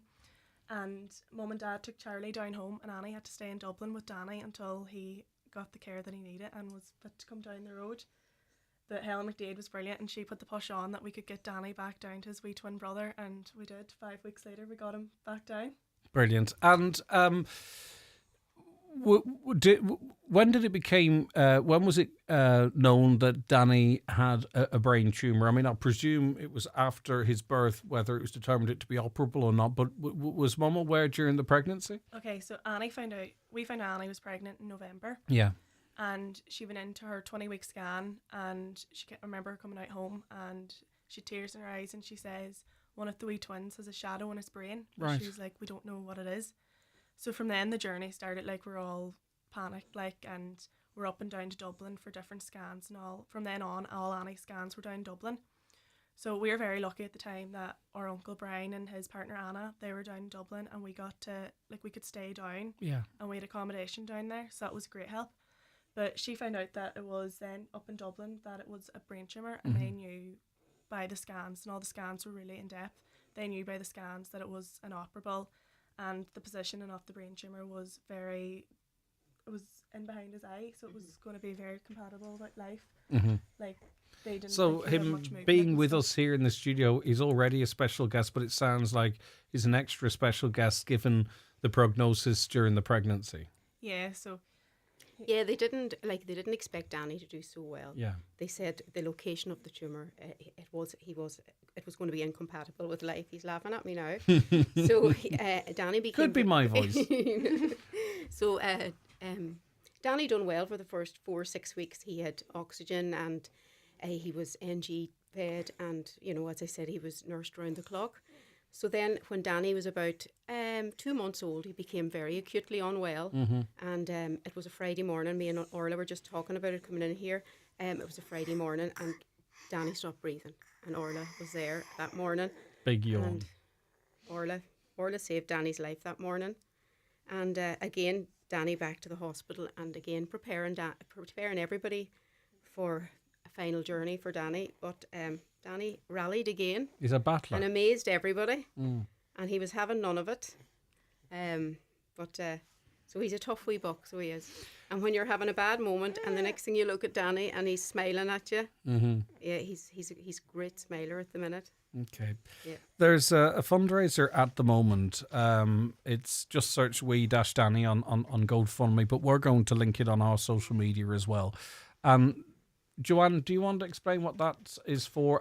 So, yeah, the nurses started just organising a little fundraiser for Danny, because the family done a lot of research into light therapy, especially his granny, Teresa. She's a great woman for research and things. And anyway, Danny has tried out the light therapy in Inishowen, and he's done really well. He's had 10 treatments, and we really notice a difference. He's much more brighter, alert, and he's been doing well with that.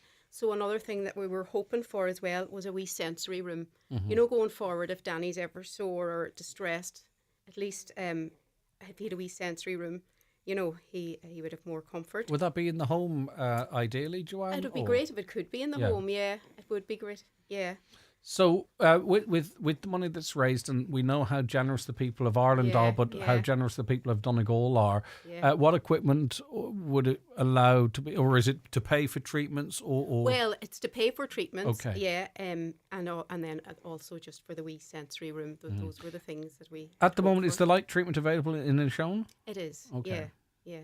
Right. Danny's had 10 sessions of Yeah. it already. And you can see the difference in him as well, Orla? Yeah, big time. So, like, I noticed, like, big time his swelling from the medication and all has gone down big time. Like, he used to be very, very puffy, but that's starting to go down a lot. So it is since he started this treatment. And we're even starting to notice a lot, like, more movements with Danny. Like, his movements have come on a lot, and he's even making more sounds and stuff, which was all stuff at the start that you never thought could be possible. No, we were told that, like, Danny wouldn't move and he wouldn't be able to see, but like with lights and stuff, Danny's eyes are moving, and it seems like he can see shadows, but we can never be sure of that. Yeah. Grasp even. His strength, like, he'd latch onto your finger and you can feel the strength in him now. So as we're going, Joanne is exceeding expectations. He seems to have done that all of his wee life. Yeah, he has. He really has. And like the wee twin Charlie, they're so different, you know, but the two of them are very close together, you know, they're always looking for each other. And the last day I was giving Danny a bottle, and Charlie came up and threw a blanket over him and ran on about his business then. But boys will be boys, which is the way it is. Yeah. So as I say, we're going to link the GoFundMe, and it's really, I suppose, there's no target as such, Joanne. It's just to maximise. It's to maximise Danny's development and his awareness, and to stimulate his senses and. And as I say, he's already proven, you know, with just a few short sessions, it's already proven that it's having a positive impact on him. So let's keep that going. And his mum, Annie, had said, you know, we can't give up on Danny. She says, I'm going to try everything that I can for that wee man. So that's what it's about as well. Danny's grandparents as well, they live down in St. Johnson, Lavinis and Sabrina. And they're organising a wee dance in St. Johnson's in Maggie's Tavern on the 16th of November. So we'll all have to go to St. Johnson. Put the glad rags on. Put the glad rags on. And that's open to the public, so go along. It's another way of supporting Danny and the family. Because, Orla, I mean, obviously, when Danny comes into your life, and obviously with his condition or what have you, the whole family's involved, isn't it? Everyone's involved, and it affects the whole family. And I mean, obviously with the positivity and the love and seeing those little developments and what have you, but also the 24-hour care and making sure mum has enough time for mum as well as looking after twins and all that kind of stuff. Yeah, we are very lucky as well. Like, we have such a good family. Like, we have aunties and uncles there and cousins that they're there all the time, and they give Annie the support that she needs. And in all fairness, Annie, she's very strong. She's just took it all in her stride. Like, a lot of people wouldn't be able to at that age, but Annie has took it all at her stride. And we are very lucky. Like, we have such a strong support network around us, and a lot of people wouldn't have that there, so we have to be thankful for that there, and just thankful for all the support that the GoFundMe's making as well. That was a huge success. Like, and it's particularly moving as well, isn't it? Because, you know, it's a personal story, right? Yeah. And it's not the easiest decision sometimes to sort of make it public, and you don't know what the reaction might be or whatever. But I've spoken to people in the past that have benefited from public donations, and it's very heartwarming, it's very moving that other people want to support Danny, which is lovely, isn't it, Joanne? It is lovely. Greg, give them women my number after the chat, and we'll organise a wee charity tractor run for wee Danny. That's Gary Tractor Run. No bother to them. Isn't that lovely? Okay.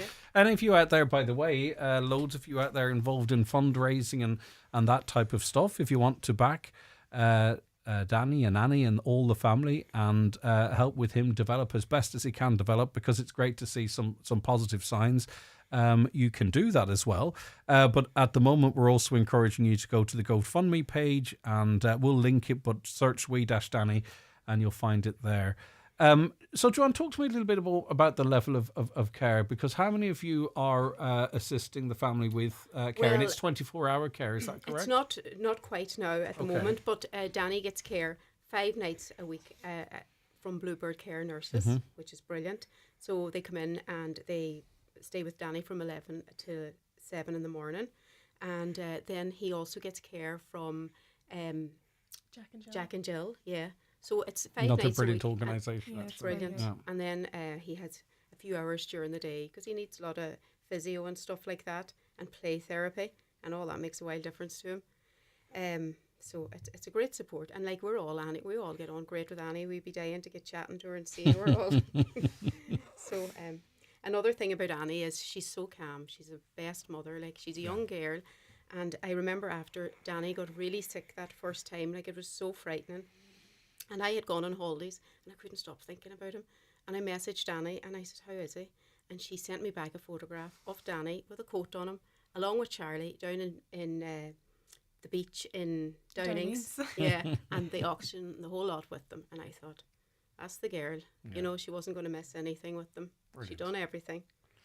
Excellent stuff. Okay, so as I say, just to reiterate, if you want to support Danny and Annie and Marcus and Teresa and Orla and all the rest of the family, you can donate to Danny. It's on the GoFundMe page. We're going to link that, and another organisation seemingly want to get involved. So whilst we know, Joanne, that the tumour is inoperable, at least in this current, I mean, science, we don't know what, we don't know what advances might be made in that regard.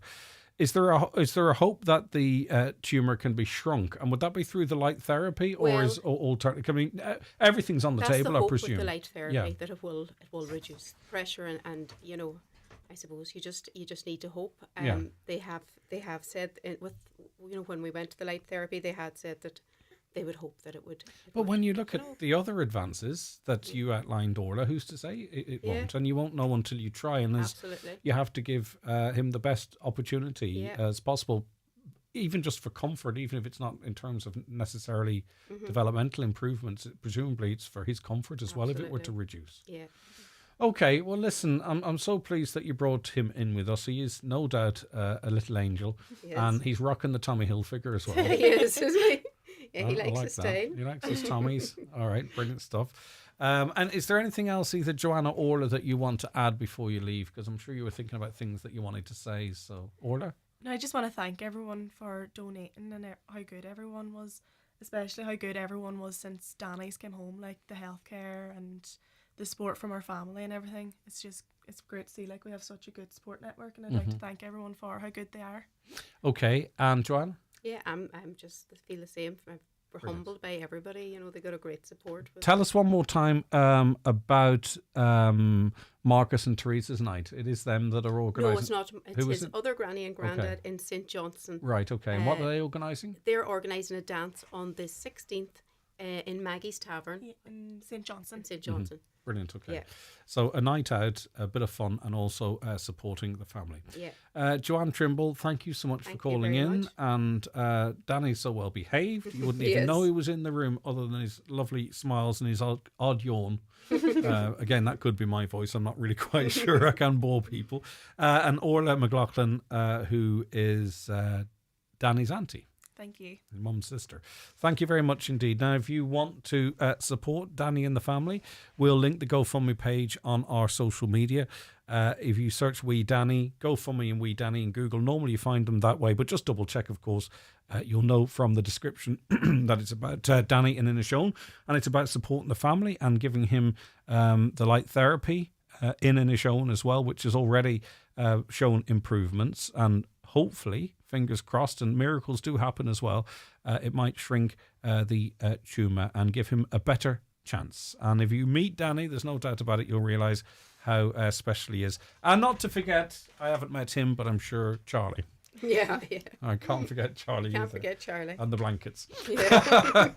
Okay, we'll be back with more on the programme after we take a break. Thank you. Watch the show live now on YouTube, Facebook, and at highlandradio.com. The 9 till noon show brought to you by Sony Centre Letterkenny. From party speakers to TVs, cameras and camcorders, find it all at Ireland's only Sony store. Free deliveries on orders over €100. Visit sonycentre.ie today. Do you know what suits a suitcase? Suits a suitcase like me.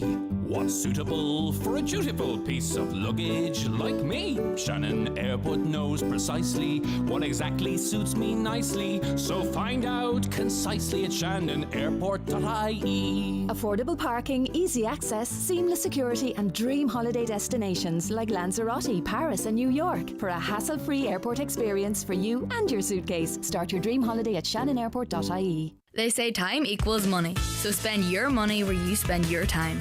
No matter what your preference is, Cooney's Home Interiors has something to suit every taste and budget. With our extensive range of home furnishing to fit every room and style, from mattresses and beds to rugs, mirrors and suites of furniture. Visit us in store today and see for yourself what Cooney's have to offer and let us help you make your dream home a reality. Cooney's Home Interiors, Letterkenny Retail Park. Huge range, great prices.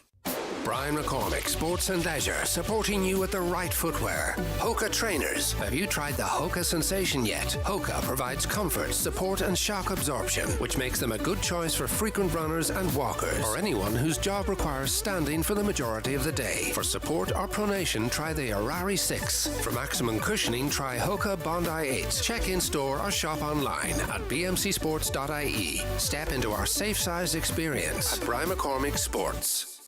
Radical fertiliser restrictions proposed. In this week's Irish Farmers Journal, we reveal a surprise recommendation that could ban urea sales. Beef factory buyers fighting for cattle ahead of Christmas trade. New multi-million euro nature schemes open for farmers. We investigate how other EU countries control land prices and buyers. With an election looming, we analyse the key farming issues for politicians knocking on your door. And in your new look Irish country living, we speak exclusively to Mary McAleese and Mary Kennedy. All inside this week's Irish Farmers Journal, on sale now. We love better value at Dunnes Stores. Mix and match any three for €5 and a fantastic range of tasty treats and soft drinks, like Meanie 6-packs and Coke Zero 2 litre. Choose from a range of Goodfellas takeaway-style pizzas, with a side like Bird's Eye chicken dippers and a tub of Häagen-Dazs ice cream. That's a pizza, side and dessert, all for just €6. Plus, you can save at the till with a 5 off 25 grocery voucher. Dunnes Stores. Always better value. Terms and conditions apply. Voucher can be used on next in-store grocery shop of €25 or more. Prices subject to deposit return scheme fees. Okay, I just about made it back here because I got to hold beautiful wee Danny. What an amazing little boy, and it was very hard to hand him back. Such a little dote, and if you can support the family, please do. He's just an absolute angel. Another angel, Elizabeth Moore. She's in Creve in Letterkenny. Hi, Elizabeth. 85 today. Happy birthday to you. Have a wonderful day. From husband Willie and son Wesley and me, Greg, and all of the team here at Highland Radio, and I'm sure all of our listeners. Elizabeth Moore in Letterkenny, in Creve to be more precise. Have a wonderful day. Willie, I hope you have Elizabeth spoiled rotten. She is a queen, don't forget. Okay, let's say hello to Anne now. Anne, thanks so much for joining us. I do appreciate your time. No problem. Right, now you're going through it at the moment. You have you've a compression in your neck, a nerve compression in your neck, and I don't think we can really imagine what that must be like unless one has gone through it. Can you describe, Anne, what it's like for you, how it's impacting on your health, and I suppose your the pain and what have you? I'm actually, I haven't been able to go back to work because of it. I'm not allowed to lift anything heavy, and as for the pain, as you said, unless you've had it, you can't describe it. It's just like, I'm lucky at the minute, and my pain's about a 7 constantly at the minute, but when it's a 10, it's just one of those pains where you can't sit, you can't do anything, you have to be constantly moving. Like, I've been times where I've been in the car and I've nearly had to throw myself out of the car when it stops just to get moving because it's so intense. It's excruciating. It's relentless chronic pain, isn't it? It's when they say pain 0 is no pain, 10 is 10. You're at 11, and I presume there's very little over the counter or what have you that can relieve that pain for you. well, there's nothing over the counter, and I am taking numerous prescribed medications, which aren't really, they are helping, but they're not taking away the pain. They're just dulling it, is the only way I could describe it. Like, I'm on 3 or 4 different medications alone just for this nerve compression. Right. Okay. So you are on a list for an operation or for injections or what have you. I have a couple of notes. I don't really do notes on the show. It's not really quite clear. So I want you to tell me the situation and what happened last night, Anne. Yes. Well, I was in Dublin earlier this year to see the consultant, and I just kind of turned around and I says, look, my life back. Can you not just do the surgery? So the doctor went away and spoke to the higher-ups, and they said that they would put me on the list for the injection and the surgery, and just whichever comes first, take. So I was out of the house for an hour last night, and I'd left my phone on charge, and when I came back at 9 o'clock last night, I had 2 missed calls at 8:30 from a Dublin number. So I listened to the voice note, and it was a doctor from the neurosurgery team ringing, asking me to ring him back. So about 9:05 last night, I rang him back, and he proceeded to tell me that he was ringing to confirm. At the start, I thought he was ringing to tell me that I needed to ring this morning to see if there was a bed, but it turned out he was ringing to confirm the surgery for today. Wow! So you as they hadn't heard anything back from me. Apparently, admissions were meant to ring me yesterday morning to let me know that there was a bed booked for me and surgery was booked for today. And I found that at 9 o'clock last night. So you were theoretically expected to get in your car or whatever it might be, a car, and go down last night or very early this morning to Dublin for this very intrusive surgery. Why did they give you such short notice, Anne? I'm assuming it was a cancellation. He didn't really explain. I'm assuming that he thought admissions had been in contact and had explained. I think it might have been a cancellation or a bed had come up that they weren't expecting, and I obviously was at the top of the list. So that's why they rang me that time of the night. But he rang me to confirm because he hadn't heard back from admissions. So when he rang me back, that's the first I heard of it. So he said, there's been a miscommunication somewhere. And I was thinking, well, obviously there has, because he thought they had rang me at 9 o'clock yesterday morning. And that was him ringing me at 9 o'clock, well, me ringing him back at 9 o'clock last night. And I said to him, you don't understand. I said, I'm in Donegal. I'm 4 hours away. I don't live just beside the hospital. I said, I don't know if I can get a way to get to Dublin, because obviously I would need somebody to take me down. I not packed. I haven't my house in order, and not to mention you haven't your head in order. You haven't your head in order for that. Yes, because this is it. Like they did say that that unfortunately it's rare, but it can happen that you can be left paralysed. So you have to kind of wrap your head around all that and know that you're going for the surgery. 99.9% of the time, people come out of it and they're fine, but there's always that chance. And mentally, you need to prepare yourself, and I was far from mentally prepared last night. So I just think that it's terrible that they're ringing people at 9 o'clock at night, 4 hours away from a hospital. What time was the appointment for? Did you get that? No, he didn't say. He just had said that if I was coming down, that if I could be down before 3. So I don't know if they had me booked in later in the day or whether they were going to swap around surgeries to make it fit. Do you know, was it for the surgery or was it for the injection? Because you were on the waiting list for both. What were they calling you for, I wonder? Oh, it was the surgery. Okay. It was. I was booked for. I was talking to the surgeon, and he had me booked today for surgery. So you've declined. You've had to decline the appointment because it's just not doable for you. What does that mean? Does that put you to the bottom of the list again now, or do they understand the reality of the geography and what have you? Well, they definitely don't understand the reality of the geography, and I did ask, well, what does this mean for me now? Because this was a mistake on your end. I says, does this mean that I'm pushed to the back of the list again, or what? And he says, well, I don't know. And I says, if this happens again, is there going to be a guarantee that I'm going to get a phone call from admissions, or is it going to be a case again that I'm going to get a phone call from the surgeon at 9 o'clock at night to say we have you in for the next day? My concern is, Anne, that pen and paper don't necessarily tell the full picture, and this will go down as you was declining the opportunity without the explanation or the reality being reflected in the notes, if that makes sense. I hope it really doesn't disadvantage you. How tough a decision was it? Like, I mean, For how long did you debate whether or not to? I mean, there's a reality. There probably is you want to speak to people before you head for this type of surgery if there is a risk. I don't know. But anyway, can you talk to me about the thought process and what deciding whether you could or couldn't? Well, there was two factors in it. One, it was so late at night, and I know a person that is waiting on a very similar surgery to me by the same doctor in the hospital, and she has been cancelled 7 times because when she rang, they told her to ring the morning of the surgery, see if there was a bed, and when she rang, there was no bed. So my fear was, do I go the whole way to Dublin, accept the surgery, go the whole way for admissions to tell me there is no bed?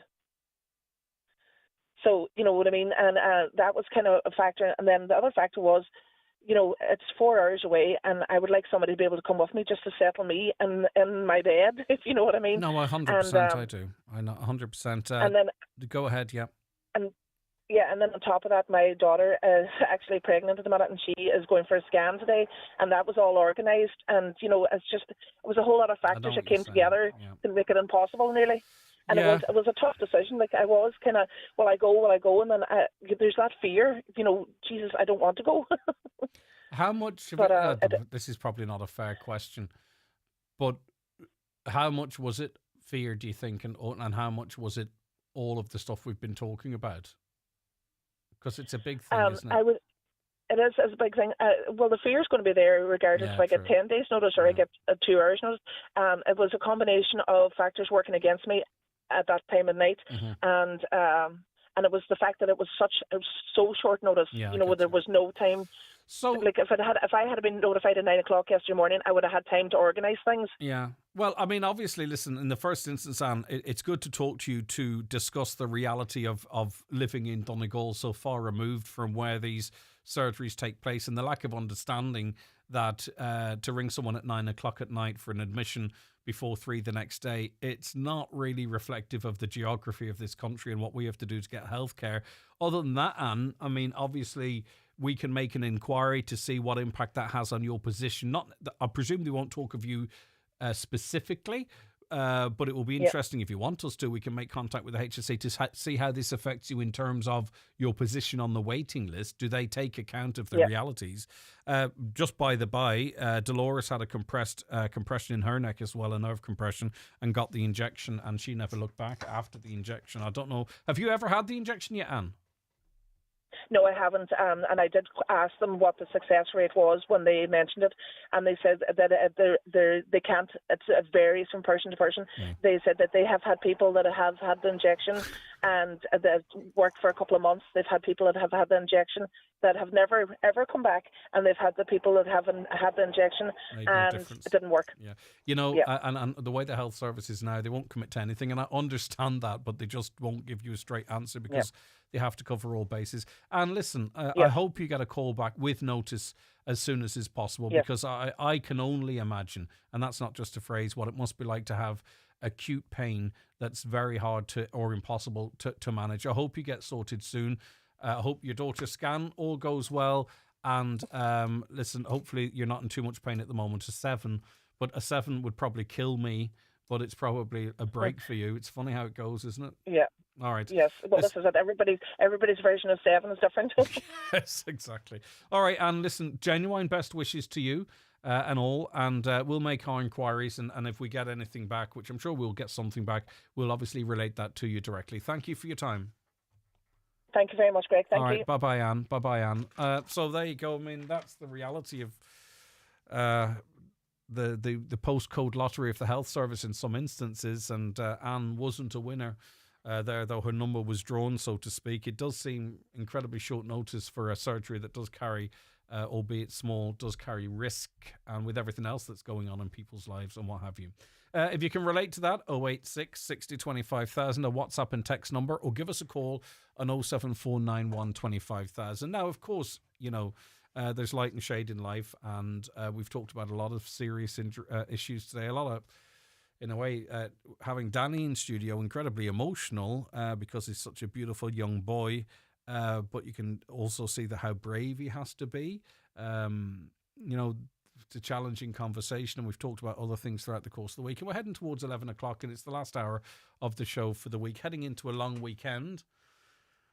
I'm in a flow here, Caroline. Stop looking at me. And we're going to sort of ease the foot off the pedal a little bit and talk frivolously to our two guests about all things entertainment. It could be what you're going to watch on telly, where you're going to go, what makes you happy, anything at all. That's all coming up between 11 and 12. It's Joe, is it? Who's with Michael? No, now she's not looking at me at all. Right, anyway, we'll figure all that out. I still have time for a few of your comments, but first we'll take a break and we'll be back with the weather. The 9 till noon show with Sony Centre Letterkenny. Check out their great range of TVs, headphones, speakers and cameras. Best deals guaranteed. Shop now at sonycentre.ie. Free delivery over €100. Radical fertiliser restrictions proposed. In this week's Irish Farmers Journal, we reveal a surprise recommendation that could ban urea sales. Beef factory buyers fighting for cattle ahead of Christmas trade. New multi-million euro nature schemes open for farmers. We investigate how other EU countries control land prices and buyers. With an election looming, we analyse the key farming issues for politicians knocking on your door. And in your new look Irish country living, we speak exclusively to Mary McAleese and Mary Kennedy. All inside this week's Irish Farmers Journal, on sale now. For an efficient, mild hybrid system that doesn't compromise on the joy of driving, test drive the Mazda CX-30. This compact, stylish SUV comes with fuel-saving Mazda M hybrid technology and a 6-year warranty. Test drive the 251 Mazda range at McGinley Motors, Letterkenny. Mazda, crafted in Japan. Running a business isn't easy, but accessing support should be. The new National Enterprise Hub is the single source for all government support for your business. With over 180 supports in one place, it's easier than ever to find grants, advice, training and more. And don't worry about not knowing what you need. Our helpful team will guide you every step of the way.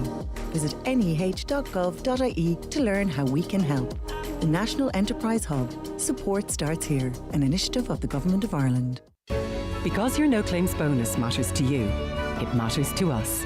That's why all AXA car insurance policies include accident forgiveness as standard. So you'll never lose all of your no claims bonus if you have an accident or a claim is made against you. Get a quote today at axa.ie. AXA. Know you can. Policy terms and conditions apply. Accident forgiveness is step back. No claims discount protection for customers with 4 or more years. No claims discount. AXA Insurance DAC is regulated by the Central Bank of Ireland.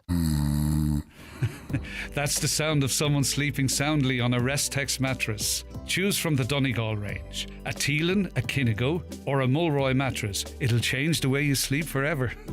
Restex beds, mountaintop Letterkenny. Leave the rest to us. Highland Radio weather updates with McElhinney's. If you haven't started using the McElhinney's Layaway Club, it's not too late. Spread the cost of Christmas with designer gifts for the whole family. Available by phone or in-store at McElhinney's Ballybuffet. So it's a short one today, mostly cloudy with scattered outbreaks of rain. Highest temperatures of 14 to 16 degrees with light to moderate easterly winds. And looking out the window here from the mountaintop, it actually looks like it's night time. I'm not sure it's got bright at all today. A caller believes it's time to start worrying about our own country. It has enough issues without trying to sort issues in other countries. But that being said, right, so like there are issues that are Irish issues, but there are international issues. So say, for instance, if you talk about the pressure on the housing stock in this country, a lot of it is down to people fleeing the Middle East and Ukraine because of wars.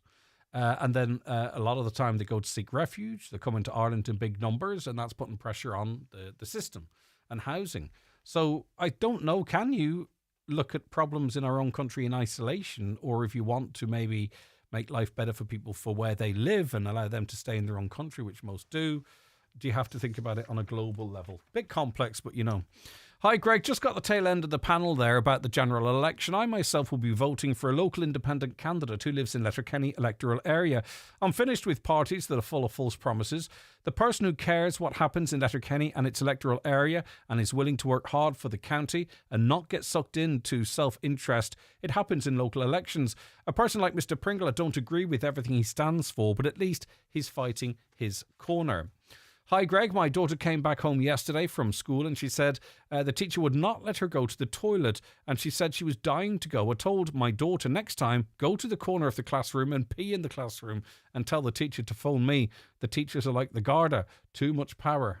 Okay, Like your parenting. I kind of do like the parenting style there, stuff it. How about don't put any makeup or nail polish on any kids, boys or girls, in any play school setting? Simple. No pretend spa days either. There should be specific games for... I've read that one already. You used that sentence before during the referendum about only those opposing it are texting in. Maybe that's because people are against it in general. That's not a statement. When I say something like that, and you're quite right, when I say something like that, it's a question. Because you never know. Like, I'm in a room here on my own, okay? I'm completely isolated and doing these interviews. It's not motivated in any way, shape or form. It quite literally is, I'll tell you for an example, between 3 and 5% of people who listen to radio show will text in. It might be more in local radio, but that's the national figure. So sometimes you don't know if what you're getting is the general view of the population or those most motivated to text. So I don't mean that in any loaded way. It's just an observation. And fair play to you, eagle-eared, for noticing that I've said it before. But keep texting. Love to hear from you all. The 9 till noon show, sponsored by Sony Centre, Letterkenny. Discover the best in tech, TVs, soundbars, noise-cancelling headphones, mirrorless cameras and more. Best deals guaranteed. Shop in-store or at sonycentre.ie. Every visit to the Virgin Media Playhouse brings amazing offers. Like 500 meg superfast reliable broadband for just €35 a month for 12 months, with no activation fee. And that's just for starters. Discover more at virginmedia.ie and switch today. Virgin Media. It's playtime. T's and C's apply. See virginmedia.ie. Subject to location and availability. New customers only. 12-month contract. 500 meg broadband. €70 thereafter. Easy Living Furniture's massive Oktoberfest sale has been extended but must end this Sunday. Everything's reduced, including sofas, dining, bedroom, mattresses and accessories. Visit us at Easy Living Furniture, Crescent Link Retail Park, Derry, Londonderry, or online at easylivingfurniture.co.uk. Mirror, mirror on the wall, Easy Living has it all. Easy Living Furniture, luxury furnishings, affordable luxury. There's something spooky going on at National Trust Northern Ireland. Sink your teeth into devilish streets and enchanting music at Llewellyn's Monster Market. Creep down to Castle Ward for a bewitching bazaar. Folklore lives in the misty woodlands of Mount Stewart. Feast on wickedly good food, crafts and entertainment at Florence Court's Festival of Colour. Spooky stories at Spring Hill. Face your fears at Carrick-a-Reed and join Finn McCool's Frightful Fun Fest at the Giant's Causeway. Search National Trust NI. I've just had the Eclipse Cinemas experience. Wow, they truly have taken a night at the movies to a whole new level. Amazing recliner chairs, director's lounge VIP rooms, pizza and hot food served to your seat. Have a glass of wine and enjoy the film on the big screen. Try it for yourself at Eclipse Cinemas Bundoran and Lifford Strabane, where the stars shine brighter. By the way, the pizzas are amazing. You can book your seat anytime at eclipsecinemas.ie. Go full Lidl and go full Irish breakfast this bank holiday weekend. Fry up our deluxe breakfast bundle with Board B approved deluxe back bacon, Board B approved deluxe hand-tied pork sausages, and either our deluxe white or black Irish pudding. All this for under €5. Go on, shop without compromise. Go full Lidl today.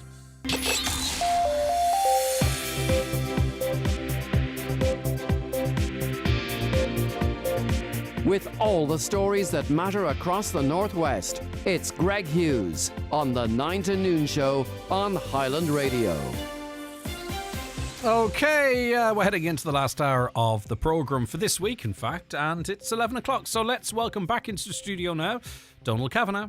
Thank you, Greg. Good morning. The Justice Minister proposes to meet with families of the Creasla victims next week. Last month, a number of families requested a meeting with Minister Helen McEntee and also called for a public inquiry into the explosion which claimed the lives of 10 people over 2 years ago. Minister McEntee says it's important the families get the answers they need in relation to the loss of their loved ones in what she says was a national tragedy. Gardaí are no closer to making any arrests in the Kyron Dernan murder investigation. A 3-day search of the former Dernan family home and adjoining wasteland in Dundalk, County Louth, was completed last evening. Investigators say they're following up on a large number of calls from the public, and some of the information they've received include claimed sightings of the child, who would now be 8.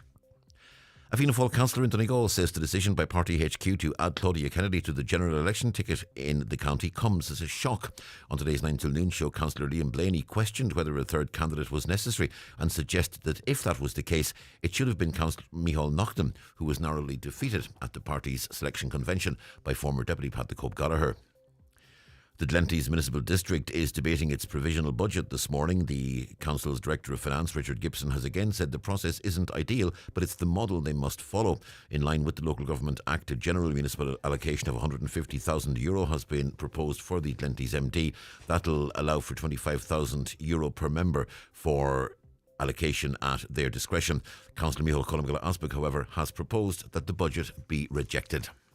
And there are calls for an urgent update of a register of defibrillators in Donegal. Into general election candidate Mary T. Sweeney says it's vital that the life-saving equipment is quickly and easily located when an emergency arises. It's been discovered that some defibrillators haven't been found at locations to which they're registered. And we're back with news headlines again at 12 noon. Donald, thank you very much indeed. We'll be back after a really short break. Stay right where you are. Hot new drama is coming to Disney Plus. 5, 6, 7, 8. When lives are at stake, I have a pulse. We gotta move fast. hearts are racing, I love you, and I'm gonna love you. and family is everything. All right, team. We work side by side. New drama can't wait.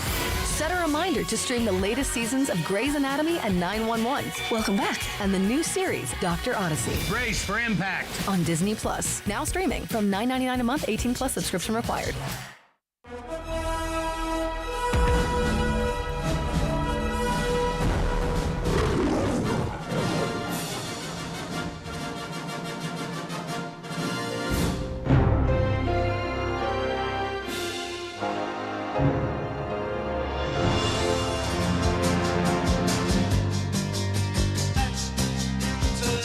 Okay, that's entertainment. It's what we call this little item at the end of the week here on the 9 till noon show. And the ever-present Michael Eddy's there with us. Hi. Hello. And we're also joined by Mary Lane. Hi, Mary. Hello, how are you? That microphone position's not going to work. It's not going to work. Is That's that better? going to work. Yeah, That's going to work. excellent. Good, How are you good. keeping, Mary? I'm Thank not you so so much bad. for accepting our invite. Oh, thank you very much for having It's me. great to have you here. Twice in 1 week. Yes, I know. I am privileged. Thank you, You very certainly much. are, indeed. And as are we. Yeah. Oh, Aha, yes. Thanks very much. I was waiting for that, yes. How was your week, Mary? Busy, flat out. It's good though, isn't it? Yeah, well, it's good. All right, Michael, how was yours? Busy. Busy is good, though. Yeah? Yeah, As they busy's say. good. I'm not quite sure about that. Yeah. Oh, I said that, didn't I? You did say that. Right, okay. And I hang on your every word, Greg Hughes, Are and so I you parroted it back to you. Going tonight to Katie's going away party? I am going to Bangor with... Well, that's too much information. I just asked... He's a terrible man. I'm sorry. Terrible man. I apologise to everybody listening. I just asked, are you going? He's terrible. Greg Hughes. We're taking our play on tour. You're a terrible man. But you know what? I am impressed. But I also think it's terrible. But I am impressed. You'll not top that between now and 12 o'clock? Oh, I don't know. The hour is young. Anyway, I actually really apologise for that. That's I didn't really mean to say it. Let us go to the theatre first because, Mary Lane, you're looking forward to Beauty and the Beast. It's on this weekend in Grianon. You've seen this before, this particular production, have you? No, this particular group actually. So it's Beauty and the Beast has been on my to watch list for a very, very, very long time. And I think that the production has been running now for a couple of nights in Angraden by the Grove Theatre Group, who I know have been running for a lifetime as far as I know. But they're a brand new group to me in that I only saw one of their productions for the first time earlier this year, which was their production of West Side Story in the Millennium Forum. And I was absolutely blown away. And those skills are transferable. If they're good at West Side Story, they're going to be good at Beauty and the Beast. Oh my goodness, I have goosebumps actually thinking about it now. It was excellent, and I'll be honest, I'm not a massive fan of West Side Story as a musical. It's just not my style of one. Yeah, I get you.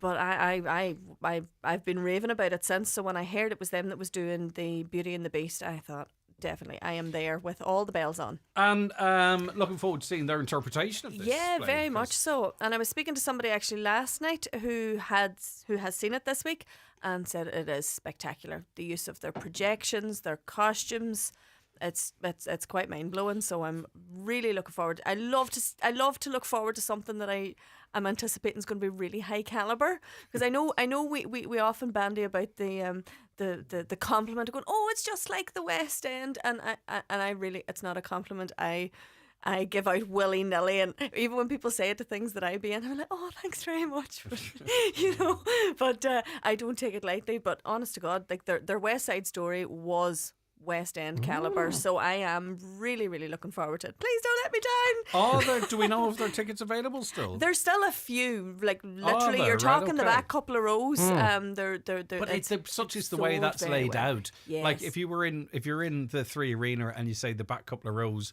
you think you're going to see flies on the stage.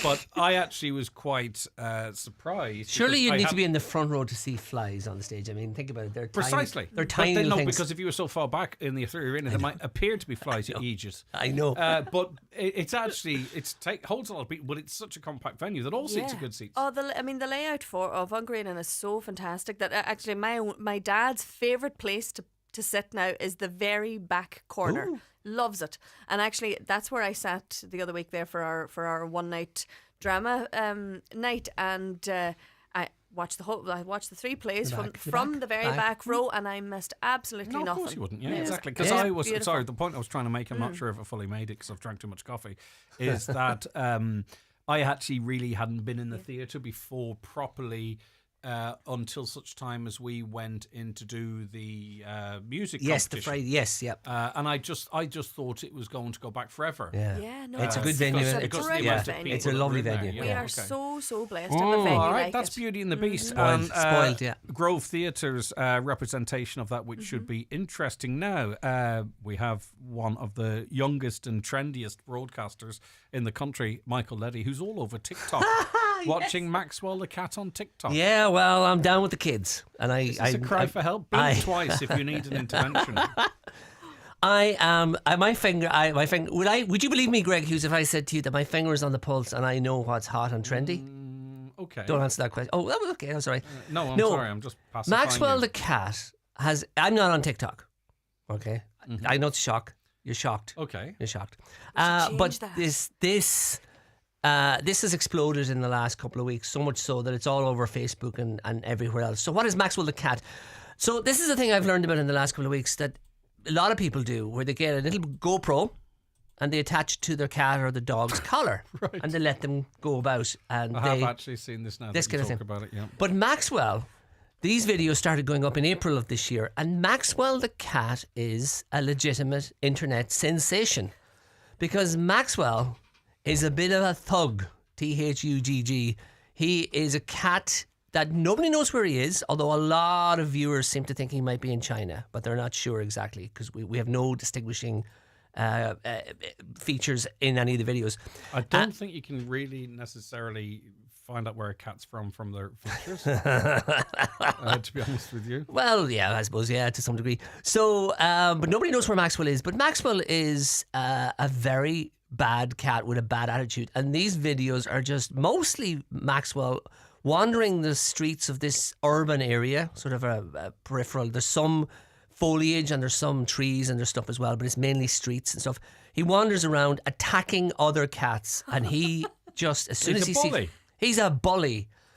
Some of the videos are him reacting and hiding from dogs, and there's some of them are cute little kittens. He won't attack kittens and he won't attack lady cats. But a lot of it is, there's a fantastic battle with a cat in a tree. So the thing about this is drawing attention to this and admitting that I have watched a lot of these videos. What I want to chat about is the fact that now I left my notes at home today, but Maxwell has 2 million followers. He has 50 million likes. That's just likes, not views. And he has hundreds of millions of views on the various clips. His owner takes the GoPro footage, edits it down to nice bite-sized TikTok minute-long clips, and you get this amazing, even when Maxwell is just running along the street and running under parked cars, you get this amazing POV stuff of at high speed. You never think about cats. I never thought about cats wandering around fighting each other. You hear them outside and you go, shut up out there. Meow. But now you get to see it. And it has absolutely captured the imaginations of millions of people around the world. And some of the videos reacting to Maxwell, things that are posted on Facebook where I first saw it, and also YouTube, are hilarious. You have these guys coming on saying that Max should be in prison and giving these passionate, deliberately OTT responses to like, why are the police not on this? Why is such and all this? So you get this whole culture that is built around these videos of Maxwell the cat. Yeah. It's insane. And I presume it's edited to the point where there's a little bit of storytelling in there, isn't there? Well, the story really is, it's exactly as it seems to be. He's a bully. You said it. He's a bully. The story is, there's a minute-long clip where he's walking along. He might be looking at parked cars. He might be looking at the back of a building, which might be kind of a building site kind of thing, or he might be wandering through grass. About 20 seconds into the video, Maxwell will see another cat. Yeah. And without any provocation whatsoever, Maxwell will just start running at that cat. Two things happen at that point. The cat either stays and faces him, and you have a standoff for a few seconds before they fight, or the other cat takes flight and you get a chase. That's the extent of the storytelling, really. And it's high-speed action where we're the people. Nobody knows what Maxwell looks like. I couldn't believe it. The first I saw was a video on Facebook where there was a guy. I think his Kev on Stage might be his handle on Facebook. But his reaction video was hilarious. He was like, "Why are the police not doing something? What's happening in the world?" And it was just really funny. So I said, I gotta see the original videos, the clips. So it's Max20499 if you're on TikTok. And you don't know about this, but I would imagine a regular TikTok user is well aware of Maxwell the cat at this stage. The videos started coming up in April, but they seem to have exploded in the last month, is what I can gather. They have exploded because it's reached that point now where it's gone viral and people are sharing it around. And still, nobody knows what Maxwell looks like. Nobody knows where in the world. The only problem is that you have to actually follow the account itself, because with TikTok, as soon as there's a trend, everybody else tries to jump on it and to be trend adjacent. Right? Yes, so trend adjacent is a good way I'm trying to to watch it here, and you'll see it's some just of them, fellas, primarily fellas, doing reaction videos to try and hop on the trend. If you go, if you type in it's at Max20499. That'll get you into. I might not do that. You might not do that. No, but, I might not. But if you I do not want to mess up my algorithm, and next thing have angry cats running around the place. Yes, because I know your algorithm is all TED Talks and intellectual stuff. That's totally. Do I know you or do I know you? It's like you are in my phone. I'm reading your diary every night. It's just like that.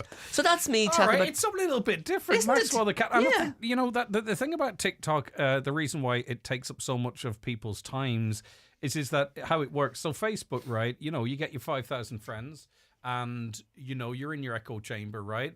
Yes. And if you want to sort of change, if you go, Facebook, it bores me, and if you want to change that, which I don't, you have to change all your friends, right? Really, but with TikTok, it notes that when you start getting bored with something, and then if you watch something for an extra second longer, it starts going, oh, maybe Greg likes this, and it continuously evolving with your tastes and what interests you. So if you value your time, Michael, I'd stay off it because it is remarkable. It's remarkable how it actually works. So let's go back to Mary, and this is one of those shows that's getting off Netflix. November 9th, it's the end day. And it's a show you're rewatching, Motherland. Tell us about it. I'm rewatching it. I'm in clip mode now, where I kind of go through it and skim through the episodes, but I'm catching it before it leaves. I've watched the whole thing, 3 series. I don't know, 3-4 times at this stage. Really? Wow. It is hilarious. And it is now another Maxwell, actually, Anna Maxwell Martin. I love her. She plays the lead. She plays Julia in it, and she is an absolute riot to watch. It's herself and Diane Morgan, who people might know from Philomena Kunk and all of those. An Afterlife. She was in Ricky Gervais' show as That's- well. And and- arguably, from my point of view, she may have been the best thing about season 3. She was really strong in season 3. I think She is Luna hilarious. referenced her as a couple of weeks where you might not know her name, but as soon as you see her, you've watched her in Oh, something. yes. She was in Oh. Line of Duty as well. Oh, wasn't that's she? Anna Maxwell Martin. Right. Yeah. Sorry, who yeah. are you she- on about? the other one, Diane Morgan. Right, never seen her. She's funny. She's funny. If you've But you seen know those, what? I bet you, if you've seen her, you would recognise her. I'm just saying back to him what he said to us. You would recognise her, Greg. Yeah, that was a Death to 2020 or something. There was that sort of fake documentary that was done I a heard few about years ago. yeah. She's also in that. Oh, She's also in Ludwig, which is getting 100% on Rotten Tomatoes, and it's a fun detective show, and she's really good in that too. And she was in Code 404. I love her. Yeah. So Motherland, it really is. It's a working mum, Julia. She's got 2 kids, and her own mother decides that she's not helping her with her childcare anymore. They live in, I'm pretty sure they're in London, and it's all sort of fairly middle class ish, but she falls in with this group of other mums, who. There's a stay-at-home dad involved, and he's fairly gormless. He's Kevin, and he just wants to fit in. And then you have Liz, who is Diane Morgan, and she just doesn't care. She is just winging her way through life and getting the kids fed into school, and after that anything goes. And then you have Julia, who is in an absolute state of chaos, and I watch her and I go, thank you for putting my life on TV. And she her relationship with her husband is seen entirely via phone calls, so you never actually see them on camera together. Wow. It's all her trying to check in with the husband via phone, and he's like, whatever you decide, I support you. You go, oh, come on, just do something. It sounds a lot like Working Moms. It's probably Same thing. This some. I Canadian haven't- show is very. It's very. I love Working Moms, and you might. It's very similar. Oh, actually, do you know, I think I saw part of that. Actually, That's a great show. So yeah, Motherland. It's only it's on Netflix until the 9th of November. And if you haven't seen it, go and binge it. In fact, actually, the first episode is set on the first day of half term, so it comes really Right, okay, you can watch it nice. live You almost. can watch it live. It'll feel like watching it in real time. Brilliant. Okay, Yeah. and it sounds like one you can hammer through. It as well. Yeah, and you can. And they're you don't half hours, even- are they? Half they're hour ha- yeah, and Yeah. you don't actually have to even watch them in sequence. They're the kind of things that you can actually just pick up clips throughout. And Oh, that would drive me. No, I could never. jot I could in and never. out of. I could never. Stop talking. I'm panicking here at the thought. And I'm is it one of those panicking. shows that the laughs come from recognising scenarios or situations, maybe seeing a bit of ourselves in Oh in them? yeah, absolutely, and sort of the chaos of normal life, It is and the chaos. chaos of like having children and just trying to make it all happen. I Of mean, course, why would you piddle in the shower when it's 1 foot from the toilet? Is what Ashley says to me. that literally is the kind of stuff you're talking about. No, it's Okay, you've topped it. That's 2. Yeah, okay. Give you that one as well. Yeah, no, it's You're on fire. Okay, yeah, get It's that fire really worth extinguisher it. ready. Yes, get it. Okay, You're on fire, I'm so down with the far, kids. we've got Beauty and the Beast this weekend in Green on Theatre. You've got till November the 9th to watch Motherland on Netflix, highly recommended by Mary Lane. And the intellectual a bit amongst us, you've got Maxwell the Cat on TikTok. From Michael. Did I give it a recommend? Would I recommend it? I don't know, but I certainly think we should draw attention to it. It's fun. I also think that It's fun. You have to have fun. You have to have fun. You have to have That's a why I bit of picked it, yeah. distraction, don't I'll you? send Bit you a of fun. video of my cat later. Do. Yeah. Have you got a GoPro on your cat? No, I don't. But what's We going to should- happen is lots of people are going to do it, and it's going Yeah. to be crap. We I'm we too were busy chatting. for I that. was telling the lads at work. We were on work night. Like, one of the guys at work. And there's always one. There's one real character at work, and if you don't know who that is, Greg, it's you. But there's there's one lad at work. We're thinking we might. My work colleagues would say that. We might. Well, I'm thinking in the context of we're thinking we might hang a GoPro on this particular lad just to see what he gets up to the weekend. Might hang a. What are you up to this weekend? Put a GoPro. I know what you're doing tonight. Yeah, put a GoPro on you. Would you wear? If I give you a badge, would you wear a badge? Trust me, it's just a badge. It would end up being like a video from. Well, I can't say the name of the. the name of it, but Prodigy video. I know the video. I know the video. I know the video. Right. I have more respect for you than I've ever had before. I had none earlier, but now I have a lot. We'll be back with more from Mary and Michael after these. The county's #1 talk show, The 9 till Noon Show on Highland Radio. The 9 till Noon Show with Sony Centre Letterkenny, Ireland's only Sony store, offering the best deals guaranteed. TVs, soundbars, headphones, cameras, party speakers and much more. Shop in-store or online at sonycentre.ie.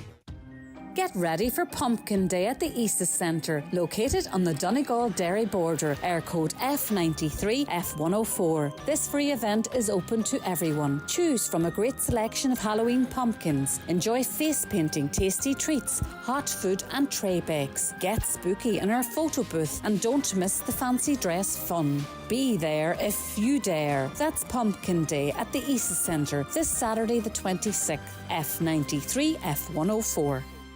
Country Sundays at the Clanry Hotel, Letterkenny. This Sunday 27th is Claudia Buckley and her band. Dancing 9 till 11, admission €15 on the door. Coming Sunday 3rd of November, it's Michael English and his band. But this Sunday, don't miss Claudia Buckley at the Clanry Hotel, Letterkenny.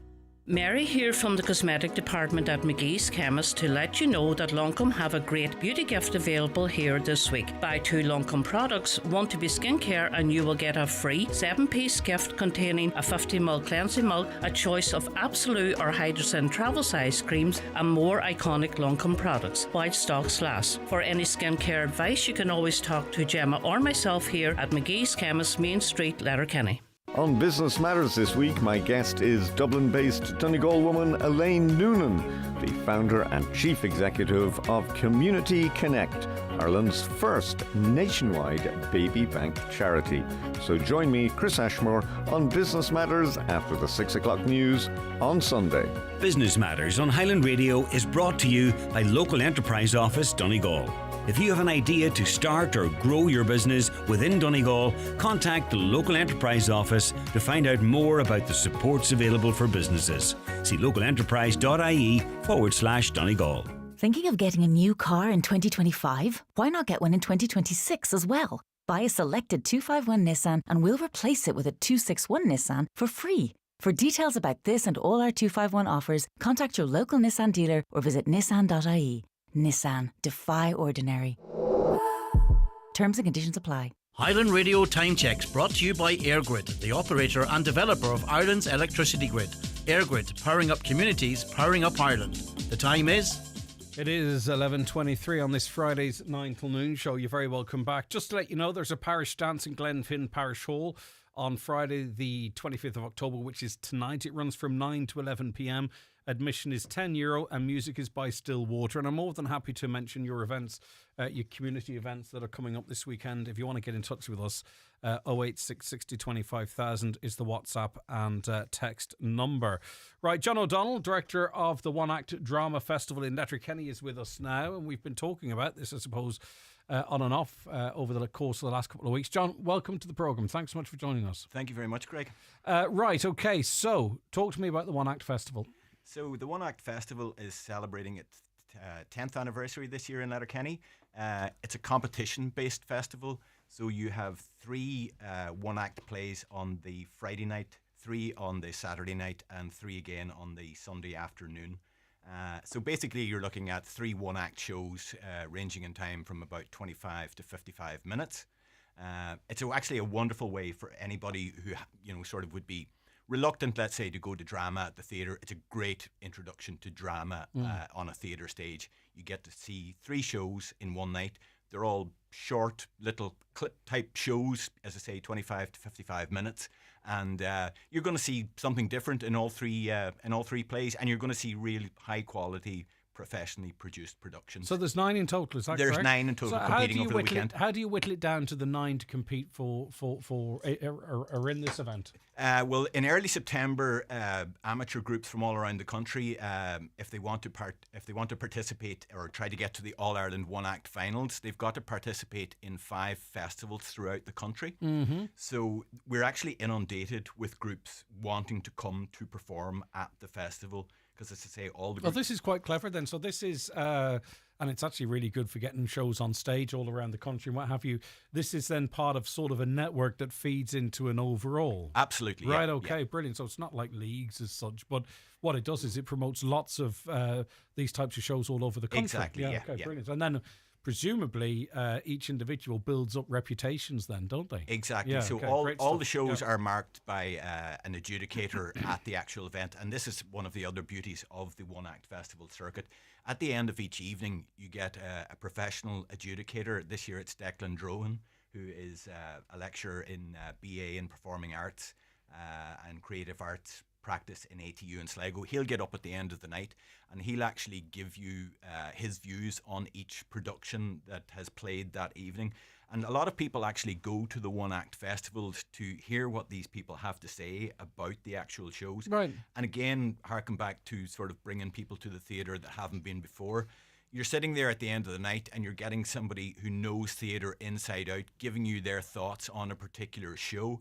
And it's a really eye-opening experience because, you know, you're getting to hear their thoughts on it, why a certain group did this, why they lit it a But with certain that in way. mind, it's there's a bit of pressure there in putting your stuff up for this level of scrutiny. It's not something everybody's terribly comfortable with. Possibly not. All right, I'm not comfortable with it. Then. Stuff the rest of you. Yeah, but then you get hardened professionals like Michael Leddy here beside me, and they can take it on the chin, like, you know.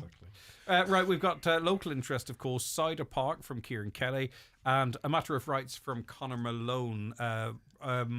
Well, it doesn't matter what nights they're on. Maybe you want to run through the three acts per night. I'll give you a brief... Because there's different start times, by the way. Yeah. So note this if you're interested in Sunday. This is a different start time. But go ahead, John. Yeah, so on Friday night we have the Moogles Theatre Company from Cavan with Megan's Grave by Alice Lynch. And she's actually a prolific Irish writer, award-winning Irish writer, deals specifically with women's issues. We have Rosemary Drama Group from County Antrim returning to us again. They've been back with us a few times, always bring a great professional show. And then, of course, we have our very own LMDG with Cider Park from Kieran Kelly. This is an excellent, excellent play. I seen it myself a couple of weeks ago in the theatre on its opening or its first performance. It's really, really brilliant. It's really worth seeing. Modern themes there, life in the digital age, all of that fantastic stuff. On the Saturday, we have Carrick Navarre Drama Society from Cork. They're a group who returned to us again from last year. We have Mostram Players from County Longford, and then we have Theatre 3 from Newton Abbey in County Antrim with us as well. Again, they're a group who return year after year, very professional outfit, always bring a great show to the festival. And then on the Sunday, the start time on the Sunday is the afternoon at 4 o'clock. We have the Butt Drama Circle with A Matter of Rights by Conor Malone. Again, this is a really relevant sort of modern show dealing with issues of immigration and a fractured Irish society. You'll see a fantastic performance there, no doubt, from the likes of J.C. Boner and Mickey Mahan. Really good performers. And then filling out the programme, we have Erin Drama Group and Devonish Drama Group from County Fermanagh. They're actually two young theatre groups, and a lot of the people involved there are drama students. So it'd be really interesting actually to see what they bring to the festival. Well, they're the next wave. Yeah, absolutely. Yeah. Aren't they? And you can, if I'm reading this correctly, you can watch all 9 for €60. You can watch all 9 for €60, so it's absolutely great value. Like, you know, you're saying 3 nights of theatre for €60. And you know, it's almost like a sample menu, a buffet, and that's to not in any way diminish the quality of the performances. I'm speaking really to those who don't think the theatre for is them, not sure what it entails, and all that kind of stuff. Absolutely. What a way to sort of find out, is this your latest? Is this your latest passion? So you're going to Bangor for a similar event then? Exactly, yes. So these are happening all different places? Yes, they're all happening. It's happening all over the country. And then I'm actually, for the first time, I'm actually gutted to be missing the local festival because I love it. If you're going to get involved in making but the we're plays, actually, you're going to get these classes. We're on one town, we're on somewhere, we're in Friday night and then we're Saturday night somewhere else and Sunday night, so we're away. But it's a great weekend. I mean, I love it for every reason that you've just said, Greg. It's like that. It is like a banquet, and you're gonna love 6 of them, and argue with your friends about the other three. It's great fun. It doesn't matter because obviously, especially when it's contemporary issues, that also can challenge our way of thinking as well. Sometimes. But that's what good art does. Mary Lane, you a fan of this format? Yeah, and kind of recently enough too. Actually, last year was the first year that I attended all 3 dates of the One Act Festival. I'd only kind of ever been to one or whatever. So last year I made quite the effort to sort of get immersed over the course of the weekend. And I had a brilliant weekend. Yeah. I was raving about it for months actually, and I even said, afterwards, going, I wish we need to do One Act plays. Why aren't we doing it? Because within sort of LMDG, and I said, why aren't we doing it? So it actually then sort of spurned on why we ended up doing the night of One Act plays. And your favourite, how did it fare in terms of the critics' reviews? Last did it year align won. with It won. your My favourite favourite one? won. No, I cannot remember the name No, of no, it. I'm taking back as well, yeah. It's one with the girls and all the white chairs. I cannot. It was a remember. group, it was a group from Kilmashill, if memory serves, from Bunclody. That was fantastic. Great show, That was fantastic. But there was one that was, is it Even Numbers? Yeah, and Even Numbers. It's been done again this year by a different group. I thoroughly enjoyed it, so I'm actually really looking forward to seeing how that's Their interpretation done in a different way. Yeah. Brilliant stuff. So you can get your tickets for either evening from ongreenon.com. Friday night tonight, 7:30. Tomorrow night kicks off at 7:30, both PM, of course. Then on Sunday, there's an earlier start, 4 PM. €60 gets you into all 3 night stroke days, and you get to see 9 of the best. Right, okay, on greenon.com. John, thanks for that. Appreciate it. No problem. You're welcome, Greg. Best of luck with it. Pulling all this together and working with the various elements and making sure that the staging and all of that kind of stuff can be done. I'm sure that's a challenge in and of itself. There's a bit of admin involved in it, Greg, and you're dealing with difficult theatre types like Kieran Michael Eddy here, but, how very dare you? The word diva springs to mind. I make it mean absolutely, yeah. And do you hear that warning? Don't let that go past you. Yeah. It may be Mary next year. Well, there's always 20 odd groups applying, so she might not quite make it, Craig. It all changed. It escalated very quickly, didn't it? Who needs Maxwell the cat? There's lots of going on in here. All right, brilliant stuff, John. Get on to ongreenon.com to book your tickets there. Again, 3 nights in the theatre, 9 different acts for €60. Where would you get it? Okay, back with more after these. The 9 till noon show brought to you by Sony Centre Letterkenny. From party speakers to TVs, cameras and camcorders, find it all at Ireland's only Sony store. Free deliveries on orders over €100. Visit sonycentre.ie today. Weekend specials at Meehan's of Raffo. There's 20% off diesel hoodies and sweatshirts. Men's bootcut jeans €35 or 2 for €60. Tough Stuff work trousers $29.99 with a brand new selection of quarter zip tops up to 4XL and shirts up to 6XL. Plus 30% off ladies' diesel hoodies and sweatshirts at Meehan's of Raffo. The Chadwick's Autumn Sale is now on, with 37 branches nationwide. Get 40% off the DeVille Portable Oil Radiator, now only €54.99. Save over €100 on the Myra Vigor Dual Thermostatic Shower, now only €425. 10mm 4V chestnut laminate flooring, only €13.99 per square yard. Plus lots more offers in all departments. Visit your local branch or shop online at chadwicks.ie. Chadwicks. Let's get it done! Skoda's 2 brand new models are going fast. This is Donal, driving off in his new HVO-powered Superb Combi. And the Breen family, getting their plug-in hybrid Kodiaq. And this is the sound of someone who didn't get their order in on time. Order your new Skoda today, before it's too late. Skoda. Let's explore. Skoda. Your local Skoda dealer is DMG Motors, Clar Road, Donegal Town. Telephone 074 9721 396. Hi there, can I help you? You're looking for something for the garden? Well, I want a plant for my... What she wants is a nice lay landy hedge, am I right? No, well... And a lovely big hot tub. Your vote is your voice, so don't let someone else decide for you. Oh, and a pair of those crouching stone lions. They'd look great either side of your front door. Do I know you? That's our new trainee. He's very keen. Make sure you're registered to vote. Go to checktheregister.ie and be a voter so that it's your voice that's heard. From Comisiún Tábhachtán, Ireland's Independent Electoral Commission. And would you like that for delivery? Yeah. Apartment 3, 6th floor. Oh, you're going to need a crane for those lions then. Swing into Christmas with James Huish and his band singing all your favourite Christmas hits with Europe's #1 Michael Bublé tribute at Angrinnan Theatre, Letterkenny on Saturday 21st of December. Tickets on sale from angrinnan.com and Venue Box Office. Presented by Joe Gallagher Entertainments.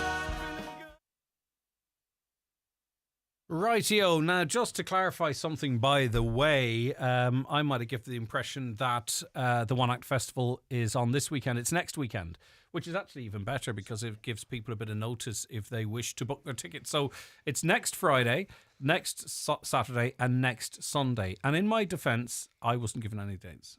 So I presumed it was this weekend. So that's actually better. So if people went, oh, blooming hell, I've something on this weekend. Well, it's next weekend. So you have a bit of time to plan or organise babysitters or whatever it might be. So that's actually not bad. So the One Act Festival takes place next Friday, Saturday and Sunday. And you can go and book your tickets at On Green on Box Office. RTE are showing season 2 of The Gone. The trailer looked good, so I've started watching season 1 to get the plot. It's so boring and drawn out that I don't think I can survive through the whole season. Should I persevere or give up? Either of you familiar with The Gone? Right, so we throw it out to our other listeners. Should this listener persist with The Gone? They've started season 1. They're a bit nonplussed. It's a bit meh. And on you go. Tonight, there's a Halloween disco, by the way. Where is it? It's a Halloween disco. Anyway, it's Buncrana Youth and Community. I can't read that. This is not. Can you read that? No one could read that. Anyway, it's a Halloween disco. It's on Friday, the 20th of October, 7 p.m. to 9 p.m. Music, dancing, best costume. There's a tuck shop and lots of fun. And it's in Buncrana at the Youth and Community Development place. If you could send that in to me again, please, and just tell me where it is. Sorry, I did that event a disservice, and I don't wish to do so. Funny Woman on Sky. Oh, yes. This is one of yours, Michael. This is one of mine. Yeah, I love this show. This is like, I was chatting to someone else about this during the week. It's 180 degrees from what we were chatting about last week, because I talked about that film with Saoirse Ronan, which I adored, and I would give it 10 out of 10. It was heavy stuff. And this is another, like, for me, it's just another 10 out of 10 show, but it's light and fluffy and cheesy. And Gemma Arterton is in it, who I just adore. If Gemma Arterton came up to me, I would not play hard to get, let's just say. So if she's listening. So this is a show, works on many different levels. It's in its second season, and I presume its final season. It's adapted from a Nick Hornby novel called Funny Girl. And it's been adapted by Morwenna Banks, who was in the first season as a performer. It's set in the 1960s. It's the story of Barbara, who's also called Sophie, her stage name. And she starts off as a beauty queen, winner of a Blackpool beauty contest, who heads to London and the big lights to make a career in entertainment. And we follow her as she rises to stardom on television. And in the second season now, she's the episode I watched during the week with 2 left to go. She's now filming in Europe, her first feature film. So it's sort of a rags to riches kind of story, straightforward, and it recreates the 1960s beautifully, using footage and placing the actors in on the city streets and stuff like that, which I love. I love the way they do that. And I love the fact that it recreates this 1960s behind the scenes at a TV show, because I'm super nerdy about TV shows from the olden days, and I love this thing of finding out what was probably going on at the BBC back then and that kind of stuff. And there are fictional characters as the main characters, but famous characters like Val Doonican or whatever will have cameos. So, it's faction, I think is the way they describe it. It's not fiction, it's not fact. It's sort of between the two in the backgrounds. But you get this idea of these people working on a sitcom, and you get to see, it become very successful. But the other thing about it, and the most cheesy element, which I am completely here for, is the love story. Because Sophie, of course, falls for her co-star in the show. We know that he's a womanizing jerk, and we know it's going to come a cropper. We also know that the very decent producer of the show is madly in love with her, but she doesn't know this. And we're screaming at the screen, don't you realise he's the guy who loves you? Yes. So And in the second season, there's been some development, but there was a terrible misunderstanding in the episode I watched during the week, and she doesn't think they're ever going to be together. So, I mean, with 2 episodes left, I have no idea how it's going to turn up, You're Greg. enjoying it, and it looks lovely. It looks like it's well shot, and it seems a wee bit authentic to the time. Yes, and it's just a lot of fun, and it's gloriously silly. Don't take it seriously. It's fun. Brilliant. And it's great fun. Okay, that is Funny Woman Sky. on Sky.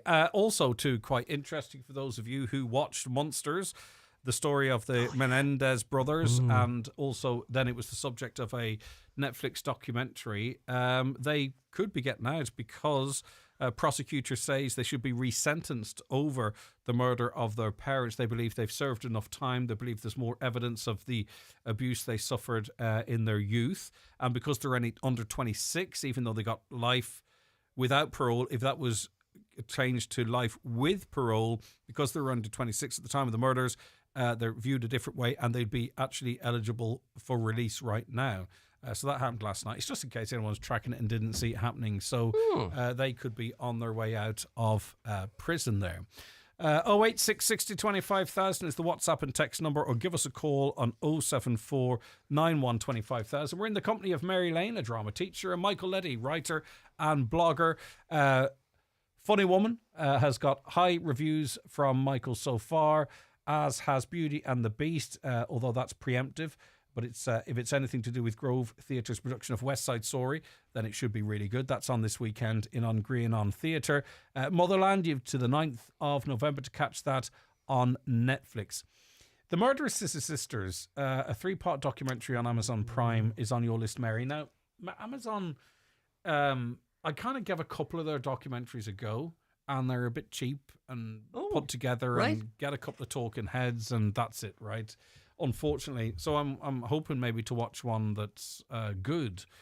This is obviously a serious subject matter, but talk to us about it. Have you seen it? What's the show like? Yeah, I watched it now. I did watch it a few weeks ago, but I thought, this is definitely worth including.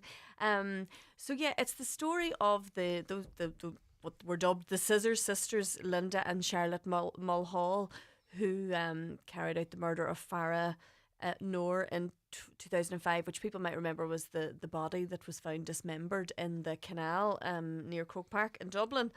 The media frenzy. An absolute frenzy. And the documentary really goes into how they figured out who he was and who he was connected to, and eventually how it led to discovering who killed him. But also gives really good weight to what their story is and where they came from, and the really, really troubled home life that they came from.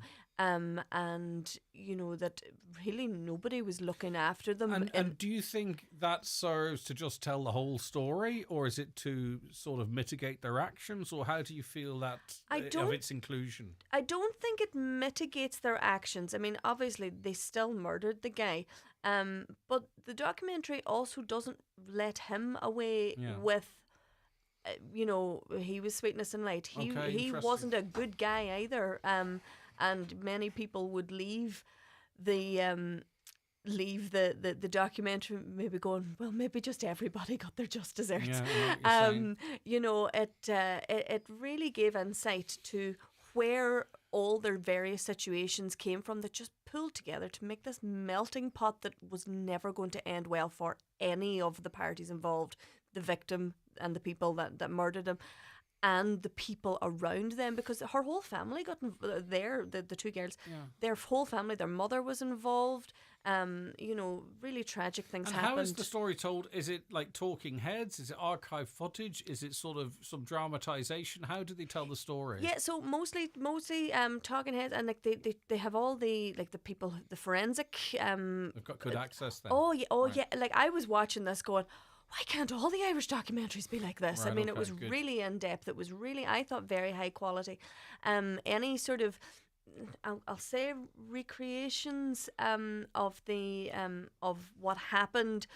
There's nothing very, very direct. It's more sort of notional. But it's all done silently, so it's. Is there a local interest in? There is, yes. Megan Armitage, who's a local actor.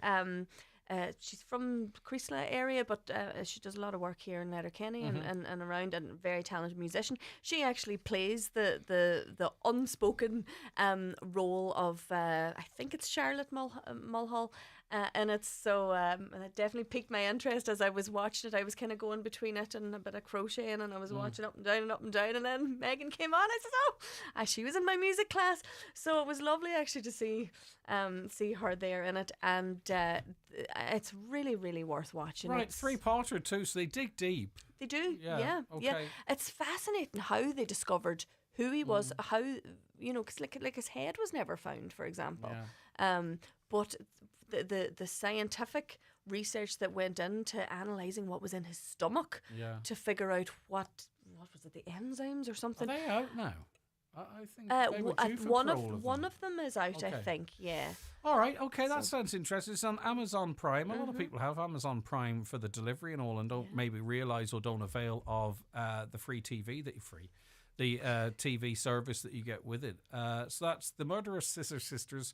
It's a 3-part documentary on Amazon Prime, and local actor Megan Armitage actually features in it, playing one of the sisters. And by the sounds of it, for Mary there, and it actually piques my interest, because unfortunately what you do on a shoestring, and you see it at Channel 5 and Virgin Media, they don't get license fee money, so it's tough to make documentaries. So what they do is they get a couple of journalists, and the journalist talks through the story, really, and a bit of archive footage. And that, I know how some of these are made, and I know some journalists that take part in these that were never near the scenes of these. Right. They've just brushed up on the details, right, and then just narrate. Yeah. Now, these are the people who were pulling things out of the. And it does make a difference. I know what you mean. Yeah, when you put it like that, it makes a difference. Yeah, of course. Okay.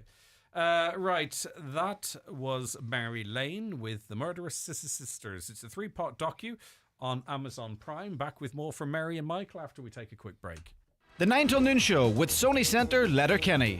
Check out their great range of TVs, headphones, speakers and cameras. Best deals guaranteed. Shop now at sonycentre.ie. Free delivery over €100. Tony usually hates her morning commute, but something is different today. Tony has a grin brimming from ear to ear and an uncontrollable urge to tap her toes. You see, she just switched to 48 Mobile, so she now gets unlimited data for $12.99 a month and feels like the smuggest person on the bus. 48 Mobile. Good call. T's and C's apply. See 48.ie. $12.99 one-time activation fee. Unlimited data applies to ROI only, subject to coverage. Tesco Club Card gives you the power to more. Cozy up at home with our finest meal deal. A main, 2 sides and a sauce for only €15. Like Tesco finest Irish corn-fed whole chicken 1.2 kg, finest rainbow root vegetables and finest potato gratin. Then cover it all with a pour of finest poultry gravy. Get more from your shop with your Tesco Club Card or app. Shop in-store or online. Tesco. Every little helps. Subject to availability. Prices vary in express stores. We're celebrating 125 years of Opel. And with a milestone like that, what better time to explore Opel's extensive award-winning range? Plus, if you order your 251 Opel now, we'll gift you with a €500 Dunnes Stores gift card. Other than that, we've not much else to talk about. In fact, the percentage of time we're going to talk about finance offers, that would be 0%. Happy buy day to you. Find out more about our 251 offers at Manor Motors Opel. See manormotors.ie for details. T's and C's apply.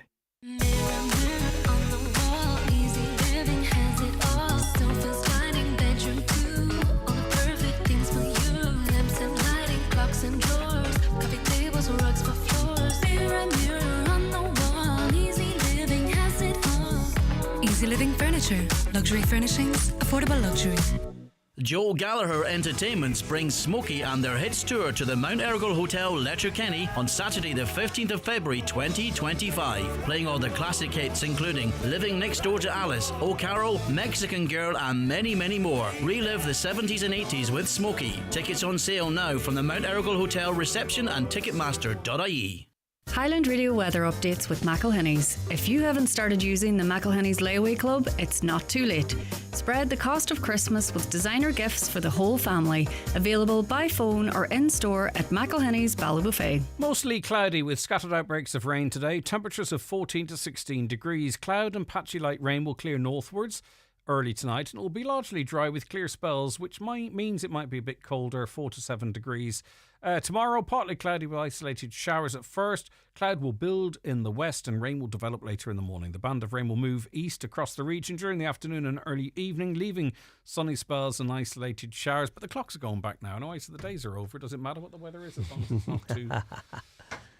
Anyway, we're at that time of year. It is. I'm just leaning into it now at this stage. It's grand.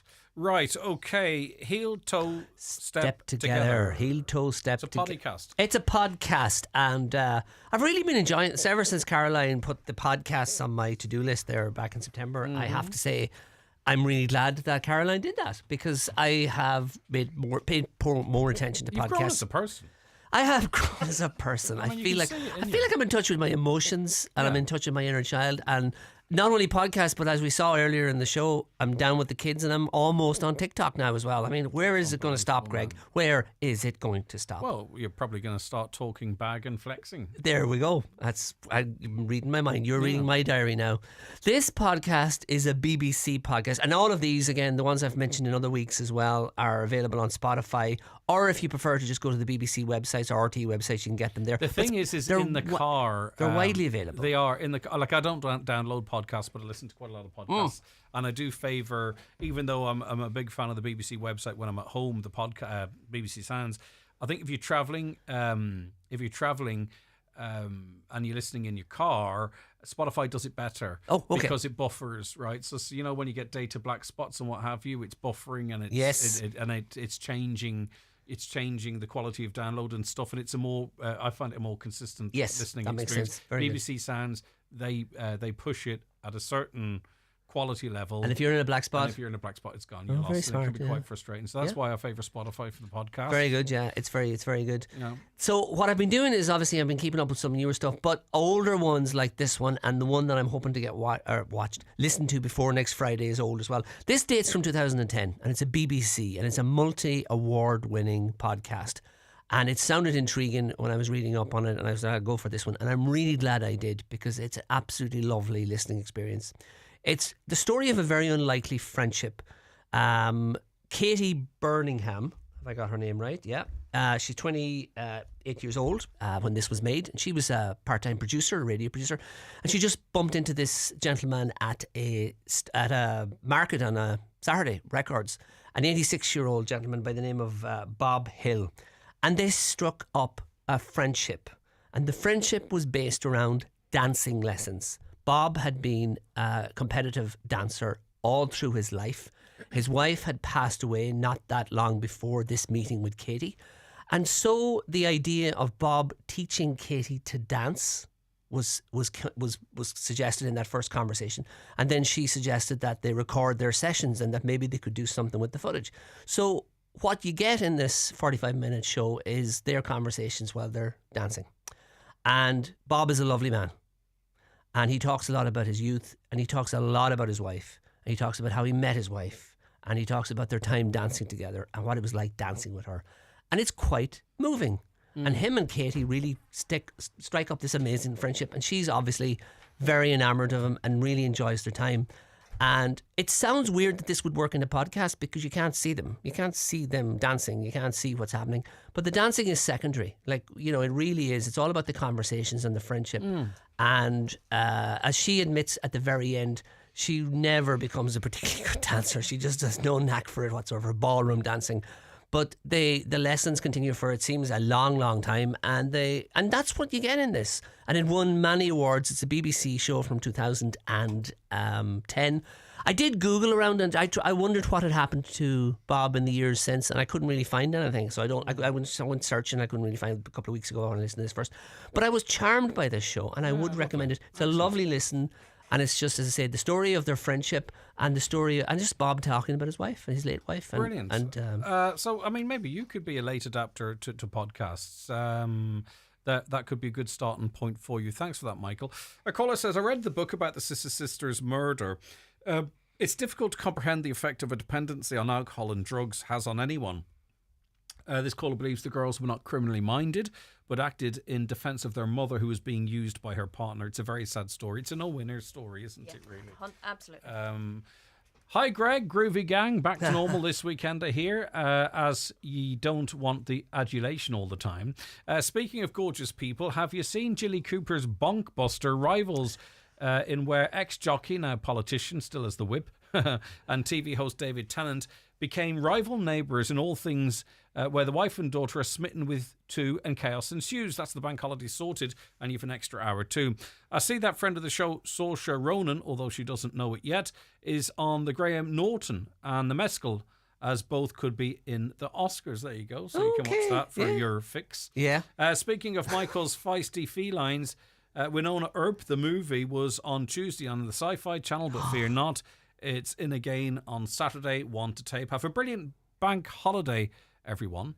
Not signed, but I think we can. I think we know who that is. I have to say, Winona Earp is a show that has slipped through the cracks for me. I have been dying for years. I have heard so much about it. I know that if I get around to watching it, Melanie Scarfano, I know is the lead. She's in Star Trek. I know that it's a fantastic show from what I've read, and I've been meaning for 4 seasons and now the reunion movie. I will try and watch that show. And obviously Maria Rush is still at me about the Penguin, and Fanula has said Rivals is going to be the thing, and she says that I'll have to somehow make time. I'm going to have to stop working. I'm going to have to quit my job for a week and watch TV. It's been mentioned. Sorry, go ahead, I was going to say, funny, my dad mentioned to me last night Rivals. about the Rivals. Yeah. And so the trailers look great, don't they? List. The trailers do look great. Did either of you watch The Substance? It's come up a couple of times. I've heard great reviews. Oh, did you? Great reviews. I haven't seen it, no. Great reviews, but I'm dying to see it. I do watch it, will you? Because it's... Have you? Yeah. And? It's so... I mean, it's crazy. You weren't? It's crazy, like... But is it good crazy? I don't know, but I suppose it's a good film. It makes you think, but you just wonder, why was it made? And also, there's a part of it I still haven't figured it out, as to why Demi Moore engages in all of this and continues to. But that will become clear if you watch it. Yeah. Is it in my wheelhouse? Can you imagine? Is it more my kind of nonsense? It doesn't fall into any genre. It plays really loose with reality, obviously, but even beyond the subject matter, that you can take a substance and you can produce a young version of yourself, right? But even beyond that, they play with reality and stuff a bit. I don't know. What I'm hearing is that she's going to get some awards for this performance. Do you believe that? I'm not quite sure. No, I don't know. You're not. It's probably going to be one of those films that people say they like, but you try and articulate why they like it, they might struggle. Listen, we have to leave it there, Mary Lane. Thanks so much. What an unexpected treat to have you up. Yeah, thank you so much for calling up. Anytime. Michael Leddy, writer and blogger. Was that an unexpected treat? No, it was. The honesty hurts, Greg. The honesty hurts. It was an unexpected treat. Oh, nice save. Nice All save. Right, take care of yourself. Have a great weekend, everyone. You too. Have a good night Tuesday, tonight. So I'll be back Wednesday. But, of course, Don will look after you on Tuesday. Have a fantastic weekend. Stay safe. And, of course, stay tuned because...